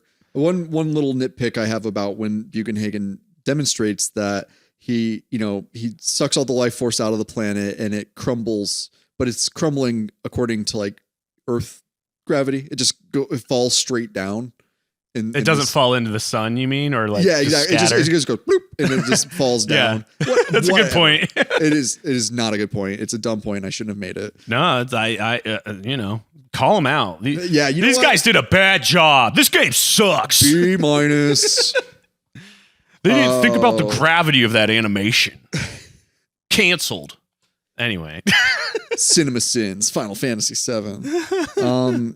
So Bugenhagen, he's like, world's gonna end. Maybe today, maybe in 100 years, but it's definitely gonna end. Like, it's all there. Just got to kind of accept it. It's a part of the natural order, except it's not because of all the Mako reactors disrupting the natural order. Then we go back around the fire, the Cosmo candle, and Cloud can talk to everybody and they each have their own little dialogue thing. Tifa asks Cloud, "You really are you, right?" Which is interesting. We'll just leave that there. What does he say? He's just like, yeah. I forget. It was concerning the events of 5 years ago. She was like, "You really are you, right?" And Cloud's just like, anyway. Barrett, he kind of laments the fall of Avalanche and of all of his dead, members. And he resolves to continue the fight that Avalanche started. And it's nice. So he got his trip to Cosmo Canyon and found his grounding again. Yeah. Ooh, okay. I got this character a little bit later, but I want to talk about the next person who you talk to, which is Yuffie? Character called Yuffie. Yeah. Yuffie, when you talk to her around this fire, she's bored and she wants to collect more materia. But I want to stop this little moment and just talk about Yuffie for a second, because Yuffie is what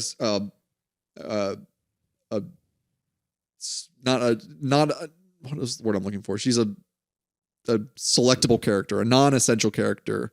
Optional. An optional. Thank you. Yes, she's an optional character. Yeah. She's a ninja. She throws a giant shuriken. You encounter her like you would a Pokemon. You got to walk through the wooded areas on the world map. You're gonna get attacked by this ninja. You can beat her pretty easily, and it starts a dialogue on the world, like in this fun little,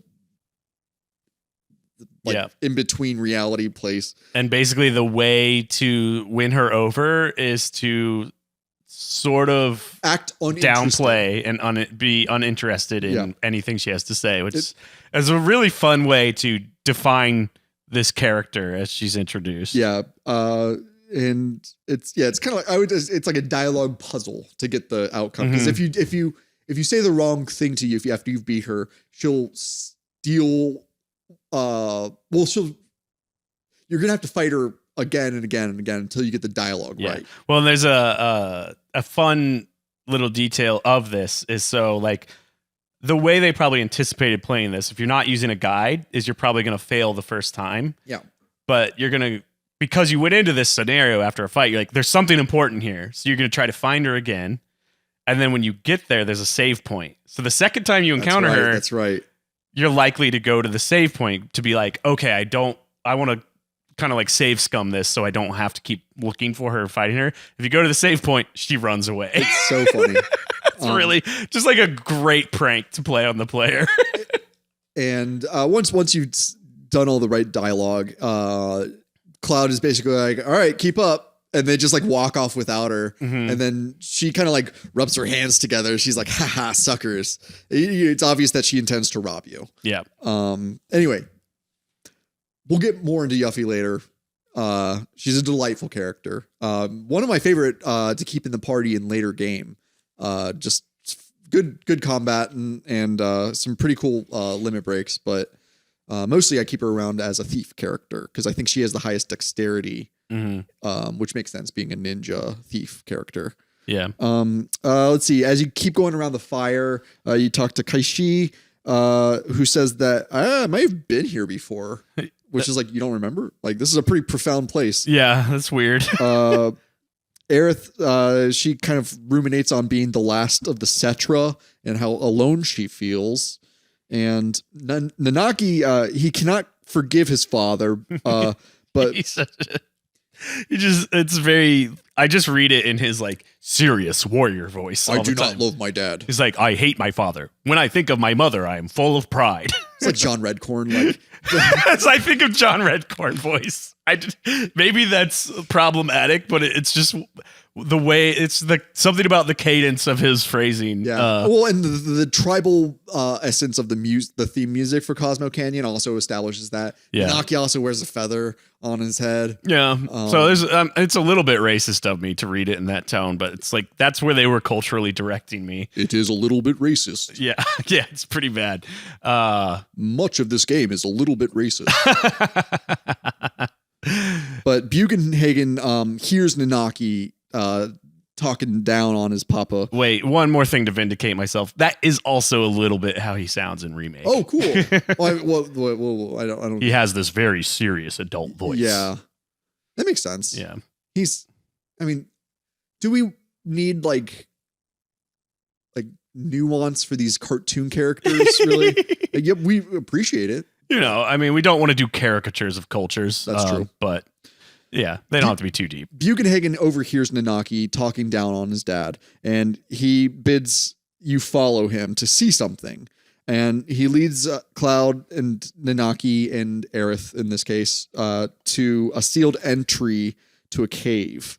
I'm not going to say one of my favorite moments of the game, but a really cool segment of this game where Cloud is climbing down a rope from Cosmo Canyon into the G cave, and the music of Cosmo Canyon slowly fades out the deeper and deeper you get. They did not have to do that. That was wonderful. It's such a smart, genius little detail that anybody could think up, but not many would think to implement. And the walls get painted this wispy Mako green as you go deeper and deeper to emphasize how this stuff is like kind of like buried in the ground like oil, and we pull it out. Yeah. And we talk about like the hero's journey and like as recommended through Joseph Campbell, and a very important part of the hero's journey is to descend into the cave of the unknown, outside of the place of birth that are of protection, so that they can, face the unknown dangers and further find themselves as a hero. This is Nanaki's spiritual journey into becoming the true character that he's meant to be, as like a representative of his people. It looks like your character Cloud is using the butterfly edge knife. Yeah, I don't know. This sort of era of the game, I've kind of prioritized people's double growth weapons and armor. Yeah, but you might be using the Yoshiyuki then. I don't recall, but the Yoshiyuki is a weapon that you can buy in. I believe you can buy it in Cosmo Canyon. Maybe not. We'll get to that later. Maybe not. I don't think I got much gear in Cosmo Canyon. I showed up and I was like, I'm broke as a joke, man. This stuff's expensive. Gold saucer clears you out. Yeah. So, through the G cave. We're in the G cave now, where Buchenhagen basically told the crew, go down there and see the sights. I'm not going with you. It's dangerous. Or he does go with you, but you have to go first. It's dangerous. There's ghosts of the G tribe. They were attacking Cosmo Canyon back in the day. Yeah, I kind of hate this dungeon. It's kind of a miserable slog. I'm with you, buddy. Until you get to the end. Let's blast through this G cave. The G cave, it's a little maze in a cave. There are oil slicks where if you run on them, your character will go somewhere you don't intend them to, and it usually just means you have to backtrack further. The G ghosts they're cool looking, but they just look kind of like Native American ghost. And once you've fought one, it's like, okay, I get it. And then you just have to keep fighting them over and over. It just feels like, where's the I get it button? It feels like the encounter rate is even higher in here than anywhere else for some reason. It just, you feel exhausted within 10 minutes. There's not much stuff to collect down here. You can get added effect materia. You can get one of Kaishi's megaphones. Yeah, who cares? We're never using that clown. You can get a fairy ring, which I think that's actually a pretty good item. It cancels out something that's important, but whatever. Nothing of note here. You're like, I'm pounding through the footage. It's like most of my playthrough from this stream that I did that night. It's just an ugly cave too. It just So it doesn't look brutal. very good. But you eventually get to a troll face on a wall. It's very weird and unique looking. And as soon as you approach it, you start a boss fight, quote unquote, with it's called G Natak and Soul Fires. Josh, do you know the secret to this boss fight? I don't. I think I just kind of wailed on them till they went away. I didn't really think too hard about it. Throw a phoenix down at this boss. Oh, no, I did. Instant kill. I did that. I don't think it worked. If you use life materia, instant kill. Because I went in and I was like, oh, yeah, I think I remember there's a trick to this. And I did it, and I don't think it worked. Maybe I threw it at the wrong If you throw it at the fire, perhaps that wouldn't work. But because he's got two soul fires that will cure and do other things. And they'll also what's the word? Where they'll take control of your characters. But yeah, I used life on Gina Talk, and it was an insta kill. I am like intensely scrutinizing the footage here, waiting for myself to get a turn to see if I did that. But we can keep moving along. Here, Cloud throws a phoenix down at him and misses. Oh, you just missed. You can miss. I don't know. That's weird. Yeah. I didn't know that could happen.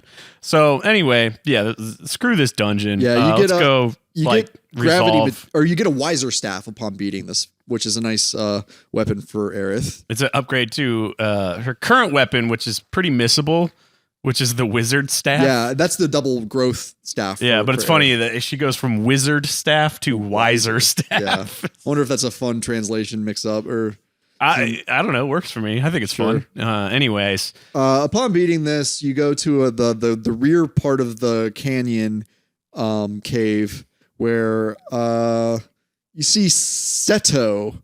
It's Nanaki's dad, and he's basically he has been holding the line. Yeah, he's been petrified from poison arrows, but he was the last resort, or he was like the last line of defense for Cosmo Canyon. Support the troops. He's just like, because of his sacrifice, we get to study the earth, and that's good. He weeps materia when seemingly it's like they're like petrified green stones fall out of Seto. Seto is another cat dog that looks like Nanaki, except he's buffer. And yeah, he's just been petrified into this stone statue with spears and arrows stuck in him, which I think is pretty gnarly. Yeah, it's pretty radical. That's a pretty baller way to go out. Petrified, defending your land. Now, what is this?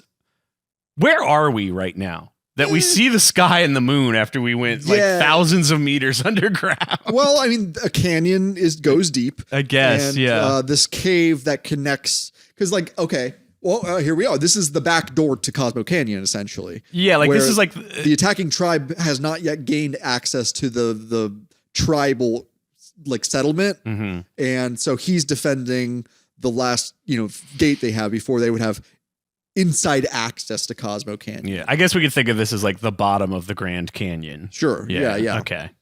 I'll take it. Sure.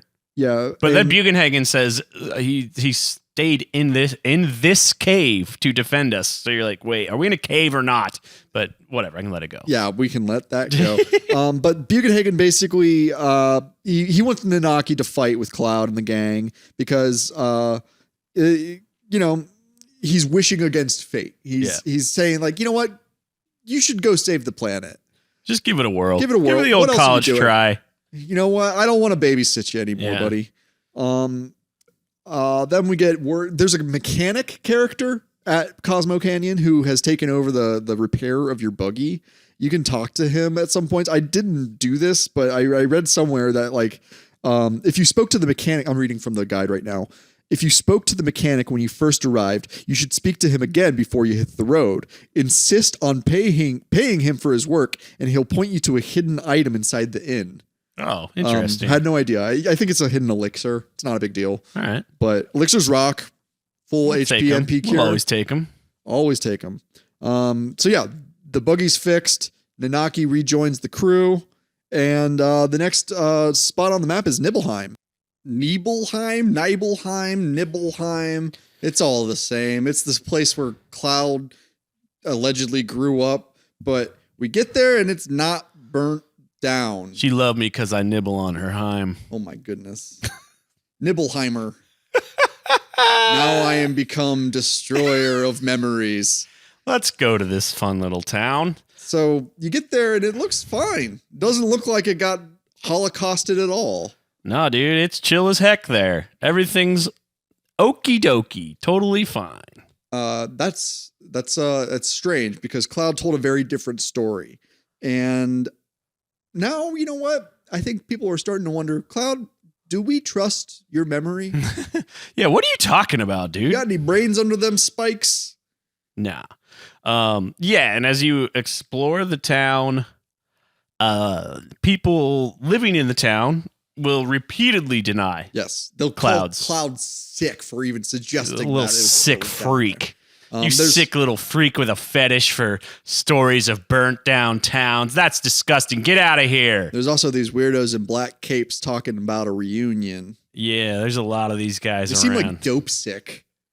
You know? Yes. Like yes. Yeah. I don't know if we already said that about the other guys we've seen in Midgar, but that is very much their aesthetic. This guy are sick. Yeah. These guys are fiending. They need a fix. Yeah, the whole town is... Maybe they're gaslighting Cloud. They're gang stalking him. Cloud is truly he might be the most gang-stalked character in the history of fiction. Oh, we'll get to why later. So one of the Black Cape fellas says that Sephiroth is in Shinra Mansion.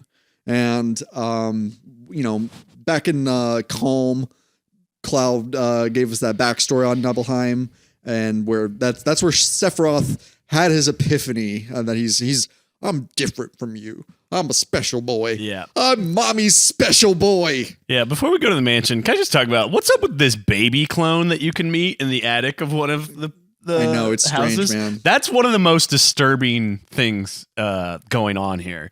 Because we don't know exactly what they are yet. We just know that they're followers of Sephiroth. Yeah. And in Remake, they have been defined a little bit. Like, we can see they're not just black polygonal blobs. Yeah. We see they are these like sickly, they look like lepers, almost. Do they look like Sephiroth?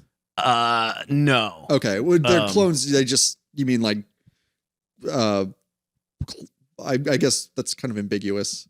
Yeah. They just look very sickly. And I think it's also very creepy to go into Tifa's house where there's no one but these black robed guys that have just broken in or are hanging out. Yeah. And Cloud just runs about doing his thing.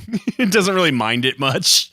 Anyways, you could also play the piano, I believe, and get Tifa's level 4 limit break. I tried to do it by ear, but like the controls are like so like baffling to get your head around. Well, at this point, at Tifa's house, you can play the piano and if you remember the tune as it is, right now it'll just give you 1 gil. You got to come back at a different point. Oh, interesting. So you're not missing out yet, but that is eventually where you will get Tifa's level 4 limit break. Yeah. Like I was trying to do it by ear as if I was at a real piano. Yeah. And I like got 3 notes and I was like, wait, I have to hold this button plus this button. I know, it's dude. just like so complicated. There's no way to figure it out without a guide. It's a bit of a hassle, but it just would have taken a long time. Anyway, it's like getting the ocarina in Ocarina of Time, where it's just like I have this instrument that has some inputs that I can get different tones out of. Like, ooh, I'm gonna play the Simpsons theme song next.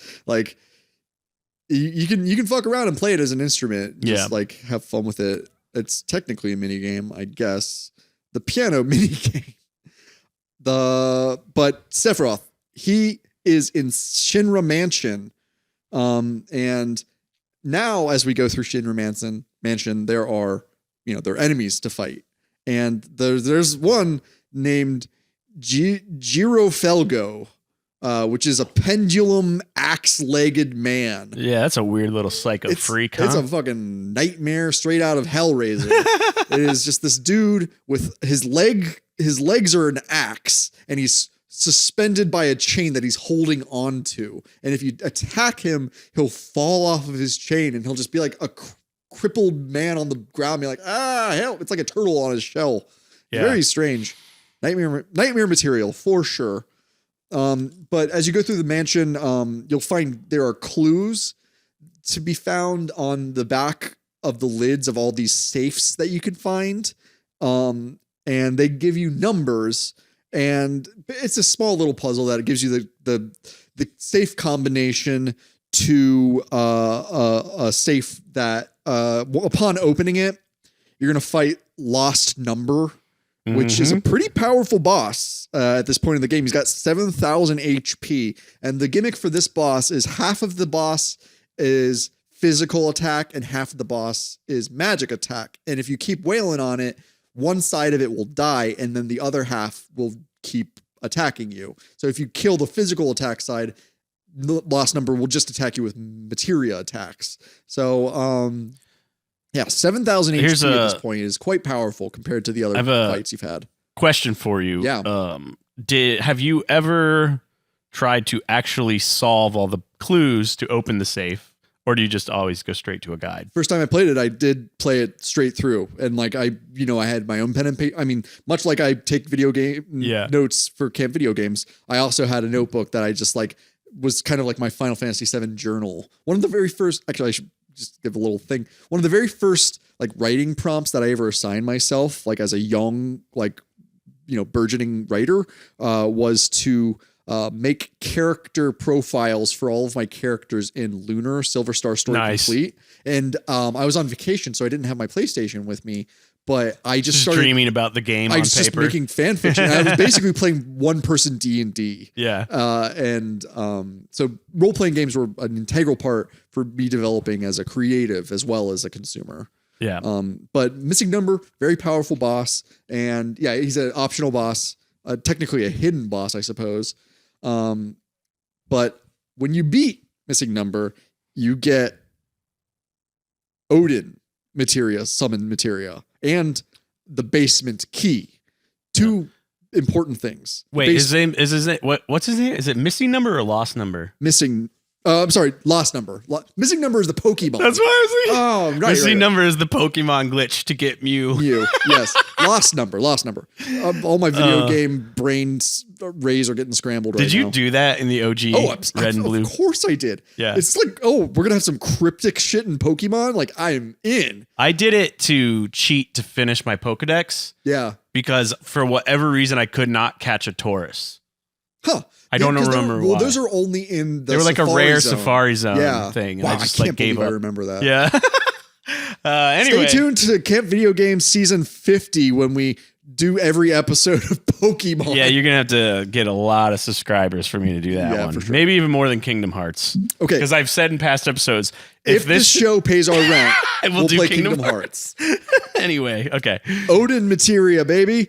Woo! I love Odin. Yeah, it rips. Odin is basically like a guaranteed one-hit kill on most normal enemies. And he's got two different animations. Much like Choco Mog has two different animations based on who you're attacking. Odin, he's, the elder god of Norse mythology. Plucked out his eye to see the future, blah, blah, blah. In this case, it's just some dude with antlers riding a big old horse with a sword and a laurel lance. And we've seen him in past Final Fantasies as well. Yeah, that's right. Yeah, I don't know if you were going to explain. Well, that it's not just two animations; it's two attacks. One is one heavy he'll slice damage, everything in half, and the other he'll throw a lance in the air, and it'll smack him down. Yeah, his Zantetsuken attack is repeated throughout Final Fantasy as his like one hit, slice him in half KO move. Yeah, or his Spear of Longinus. Yeah. Anyways. So yeah, we have that now, and with that key, basement key, you want to talk about Vincent? Yeah, we can go down in the basement, and now there is this room that we can access where there's a little vampire freak living in a coffin, and we can open it up and have a little chat with him.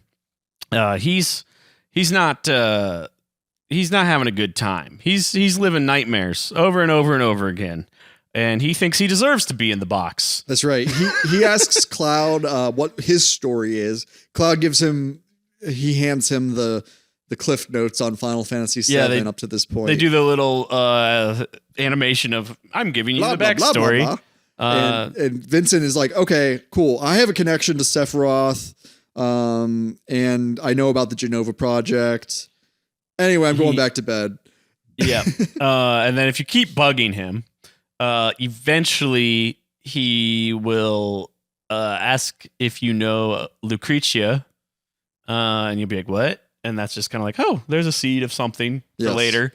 And is it him that like you say like, yeah, we'll probably eventually run into Hojo, we'll eventually run into Sephiroth, and that's when he's like, oh, okay, I guess I'll go. And like that's about it. So first upon like Vincent, he just talks about sins and nightmares, and like he's just so fucking morose. Yeah, he's like, I'm just gonna be goth as heck. He's like, I'm not even actually a real vampire, but I'm living that vampire lifestyle. Yeah, and he goes back to bed. You go into the study of the basement, and then you're like, oh, it's Sephiroth. Like he he further talks about this reunion that all the Black Capes were talking about in Nibelheim, and Black Capes is their word. What did I say? You called them Black Capes. That's their word. Oh, geez, only okay. they can say. Sephiroth refers to Genova as a calamity from the skies, and he throws destruction materia at Cloud and like flies off after being like, "You're not worthy, but you can join me over at the mountain if you want to." Is that the first time he's referred to it as something not of this world? Yes, this is because they're like, "What do you mean Genova's a calamity from the skies?" Because like that implies an otherworldly being or a visitor of sorts. Mm-hmm. And we're chipping away at the mystery of the Cetra and Genova and the ancients and the people of Gaia and what it all means and who am I and where am I and what am I and when am I. But yeah, Sephiroth basically is like, hey, if you want to learn more, subscribe to our Patreon at campvideogames.com. Gotcha.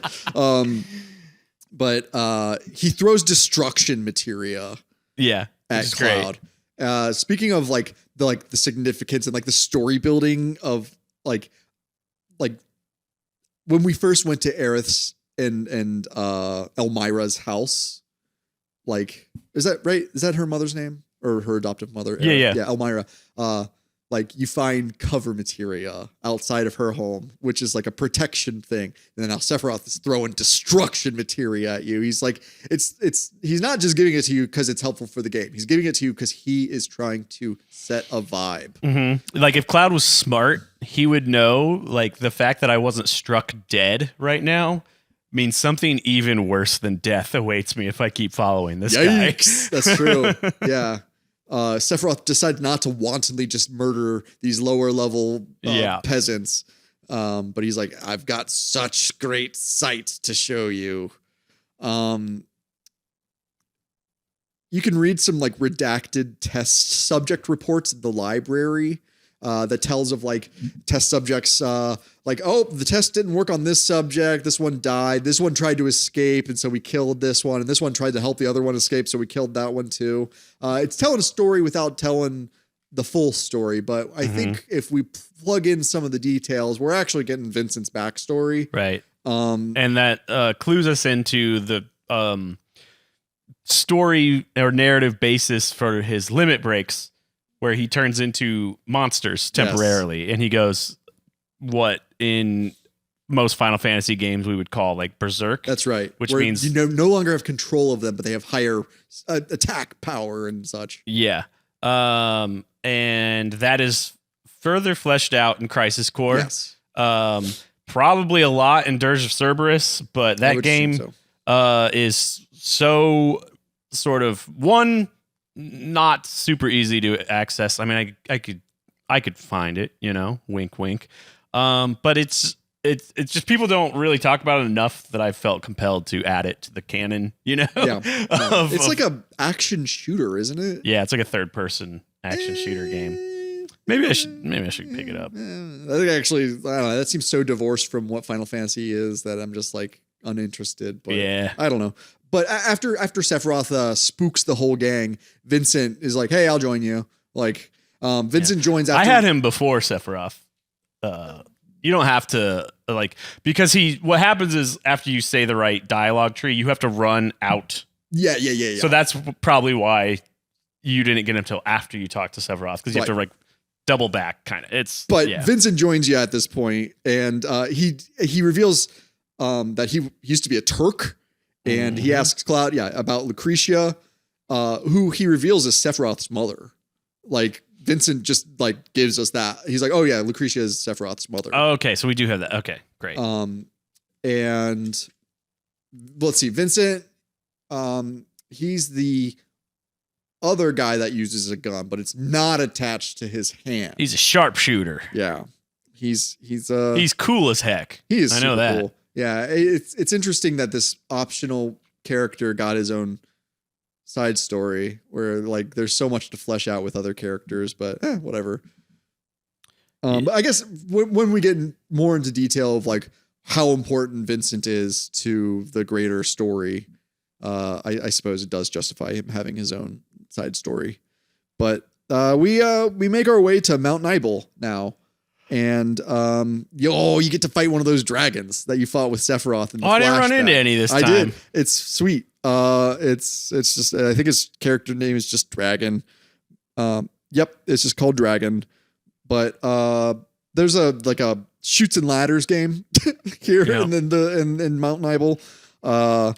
And can you go back up? I picked a shoot. I got the good item. No, you can't unless you go around. You can before you go down any chutes, you can go to a ladder and let it down so that you can then access that level again. My dumb butt. Yeah, and this is where the game it's like the oil slicks in the G cave where it's just like it's just punishing you for moving, where it's like it needlessly so. I don't know.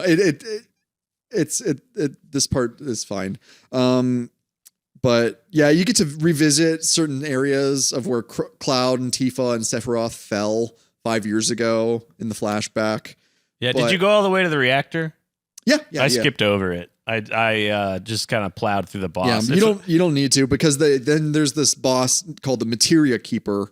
It's a big bug. It's strong, and it teaches you the enemy skill Trine, which is a lightning attack all, which is really powerful for this part of the game. If you've missed beta, this is a good sort of supplement until you can afford the time and effort to go back and get it.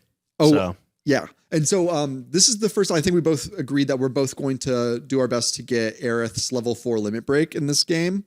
At this point, I accessed Aerith's level 2 limit break, which is Breath of the Wild. No, it's Breath of the Earth.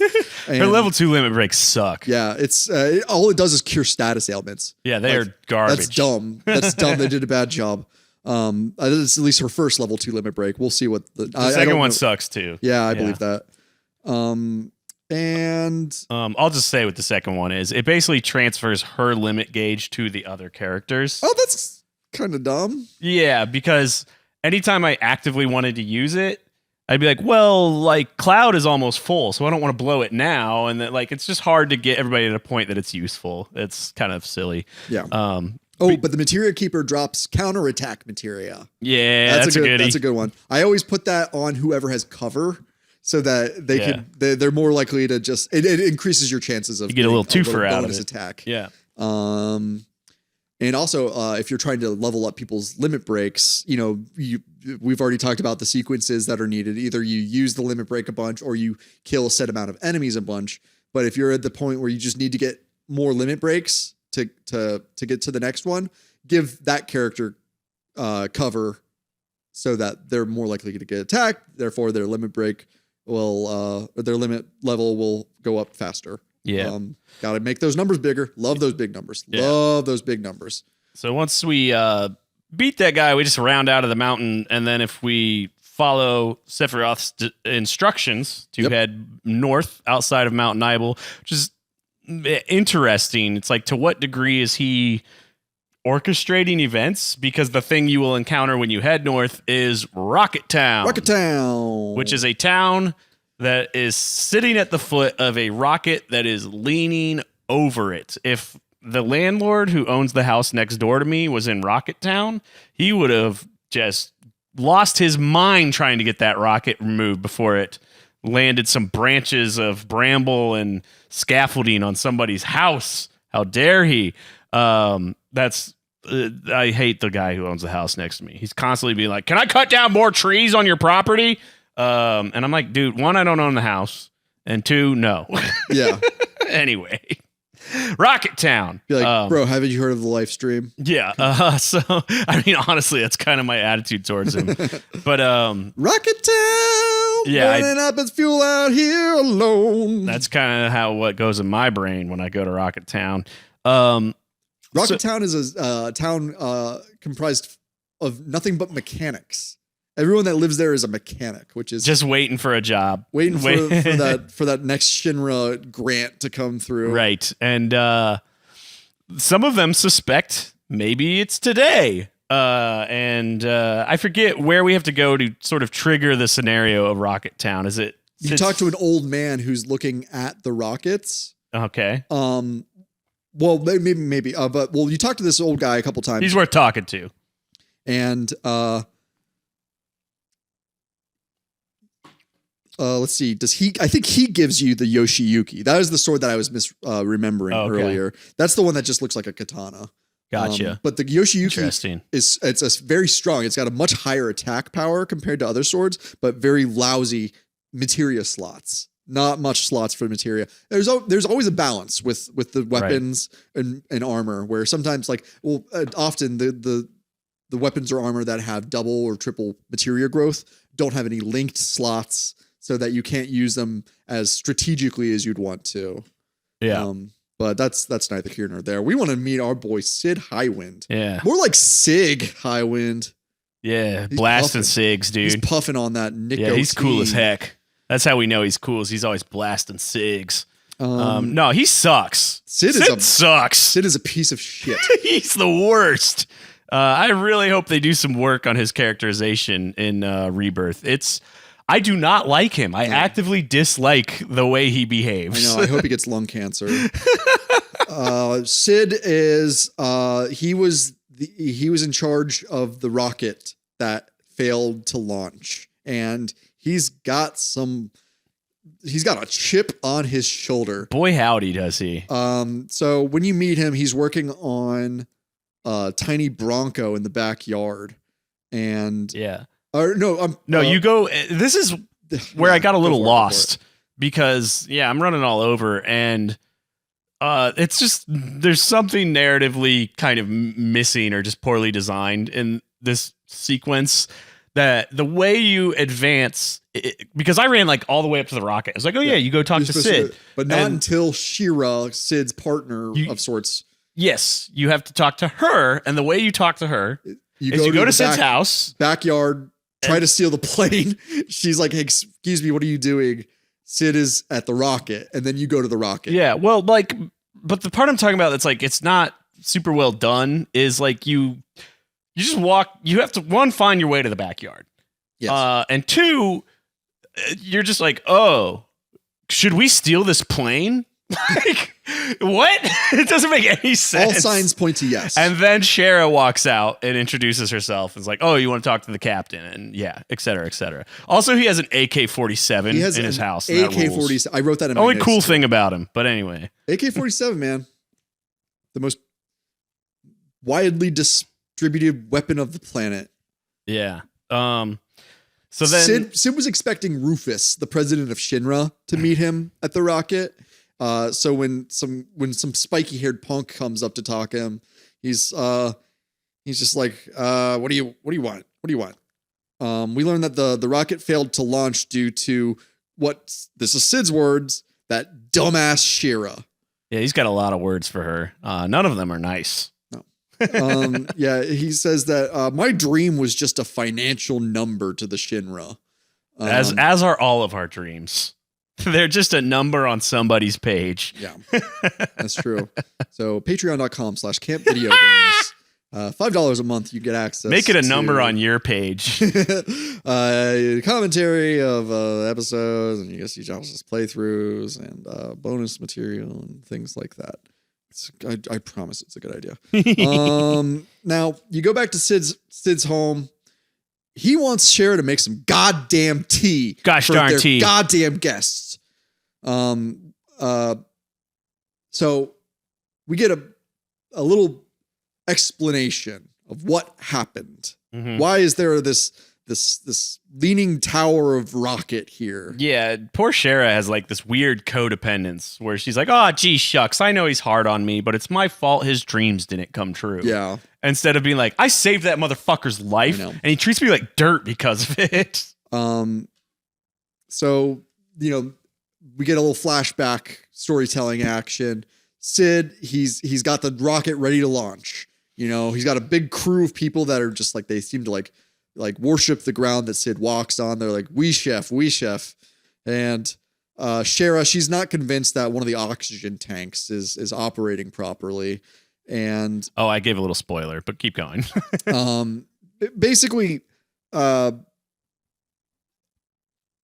it seems that she was overthinking thinking one detail on the launch that caused an issue for the greater picture.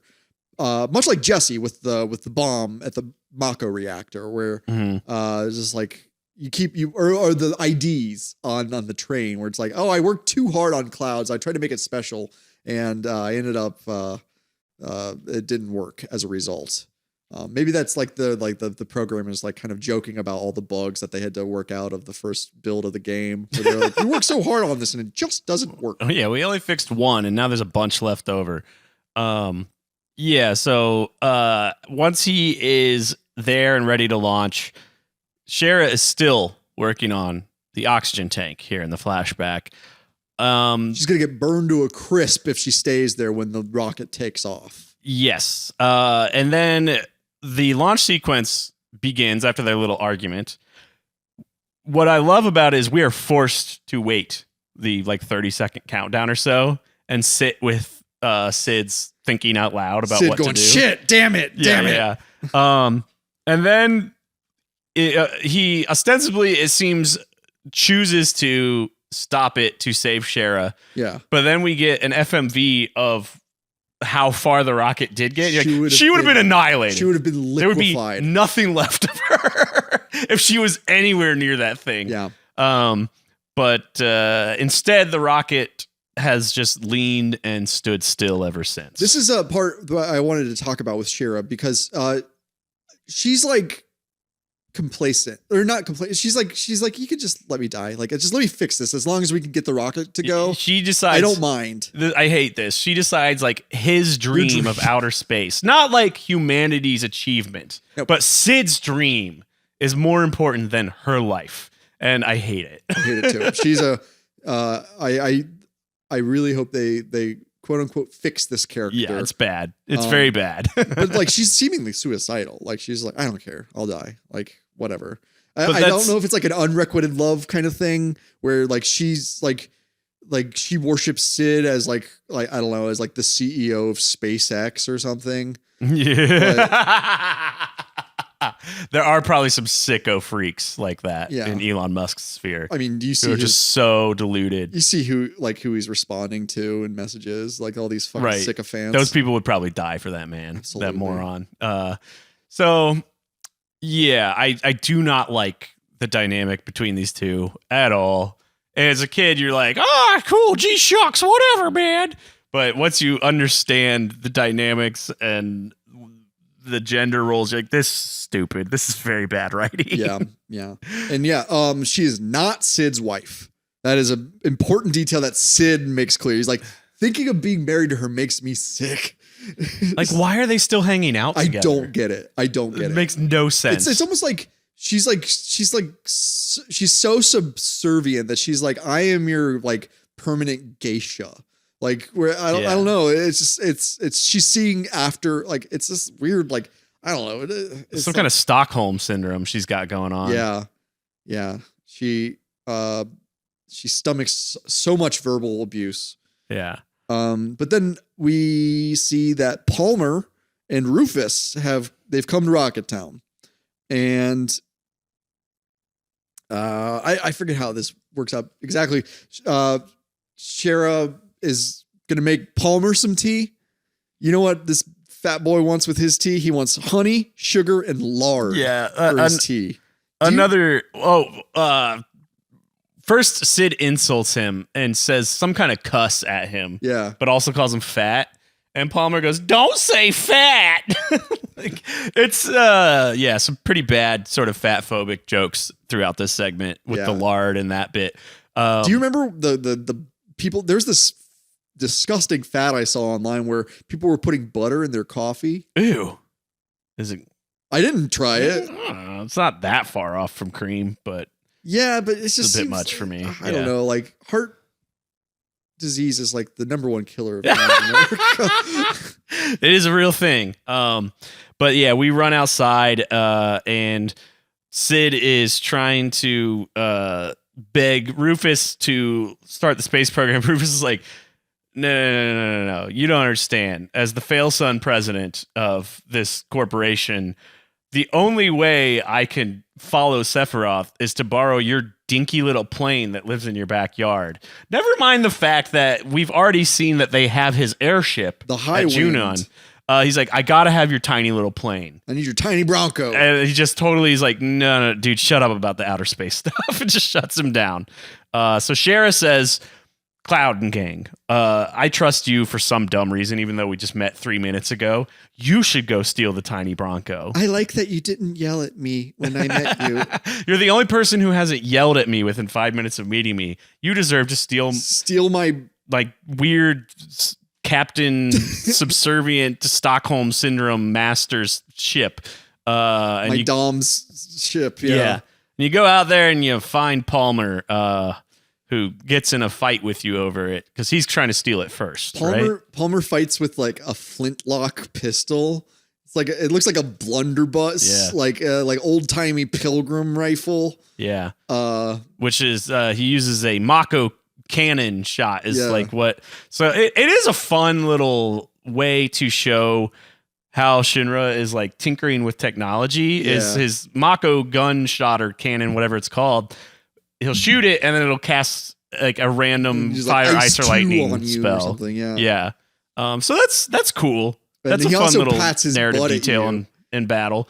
Oh yeah, Palmer just like hits his butt as like a taunt against you guys. But Palmer, he doesn't have very much HP. Yeah, it's pretty easy.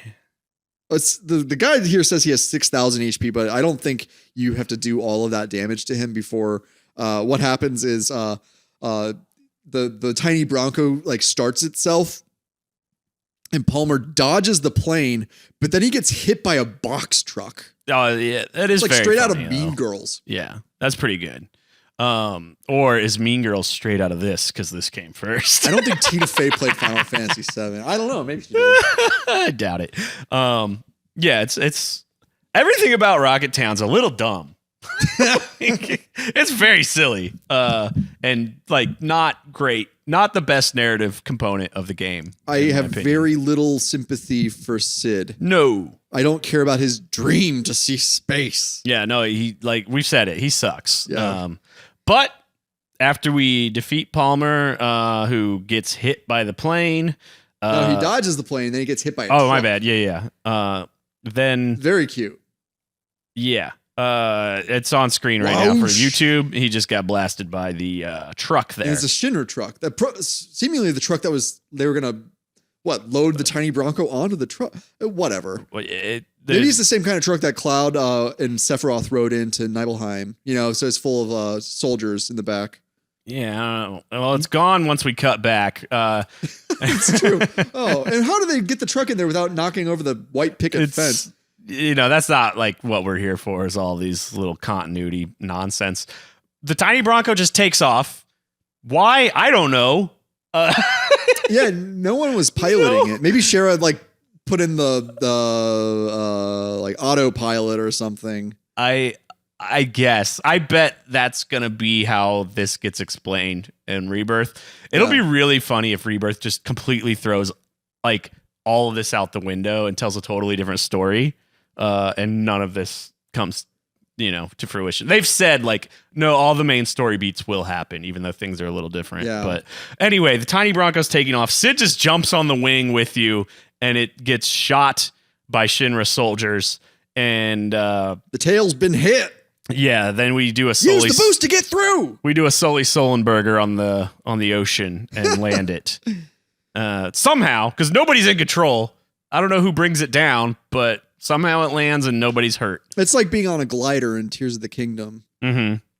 You just gotta shift your weight forward to make it nosedive. Yeah, that'll do it. Man, we're not talking about Tears of the Kingdom. But the first time I successfully used a glider, I felt like a genius. Yeah.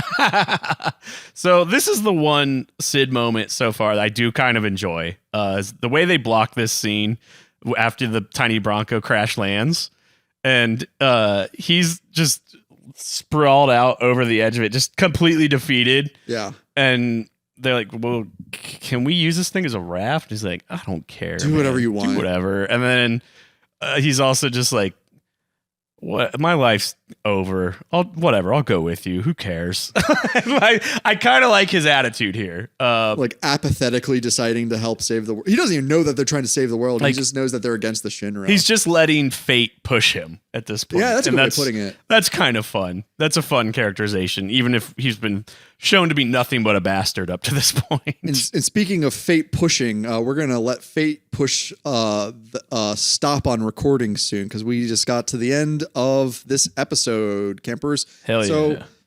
So, to summarize, Cloud and the gang went to Gold Saucer. They fought Dine. They won a chocobo race. They went to, I already lost track of Gonzaga University. They went to Gonzaga University. Did we also say in Gonzaga you also get the Titan material? I don't know, yeah, it's in the reactor. Earth attack. You know what happened. You listen to this episode, cameras. Yeah. Well, like I said early on, this is just like, let's just jump through beats to develop some primary characters before we go into the final blast of like Act 1 of the game. That's right. Is Sid the last addition to the team? Yes. So we've got Cloud, Aerith, Tifa, Barrett, Yuffie, Vincent, Sid, Kaishi, and Nanaki. Yes, sir. So I'll ask you while we're recording. So when we leave this scene of the tiny Bronco crashing, we are on the continent where Wutai is. Should we include that in the next episode? Because we're talking Wutai next time. That's kind of where it wants you to go, and that's what it's kind of leveled for. So we'll do that probably to the end of Disc 1 would be my guess. Most likely. And at the end of Disc 1, I mean, like, that's where a lot of the story, I mean, Discs 2 and 3 are interesting. They're kind of anomalies in terms of like size, like in terms of like what type of story is going to happen, because I feel like, you know, we've spent this is episode 4 and we're going to have episode 5 episodes dedicated just to Disc 1. We're not going to have 5 episodes dedicated to Disc 2. Oh, he says that now. No, that's probably true. Yeah. Just thinking about what the next story beats are, you know, the rest of the, I mean, if you're going to play this game like most gamers would, most of the time is going to be spent on Disc 3 just leveling stuff up. Yeah. If you're like me, at least. Level 3 is, or level 3, Disc 3 is, well, we don't need to say. We don't need to give it away. For some reason, this is somebody's first experience of the game. Yeah, but Disc 2 is kind of a blast through Act 2 of the story. Yeah. And very linear. Very excited for Disc 2. Some of my favorite moments in the game are in Disc 2. Yeah. And I'm going to bet right now, again, this is probably going to come out around the week Rebirth does. I think that game's going to end at the end of Disc 1. Yeah, I would assume that too. But I bet it'll play out differently. I wonder. I wonder. Yes. So. Well, campers. I'll know more 4 or 5 episodes from now. Yeah, we're recording these about a month in advance at this point. Yeah, it gets a little confusing. Anyway. But yeah, thanks for hanging out. And be sure to like and subscribe and tell your friends about Camp Video Games. Give us an email or leave in the comments other series that you think we should cover in the same style.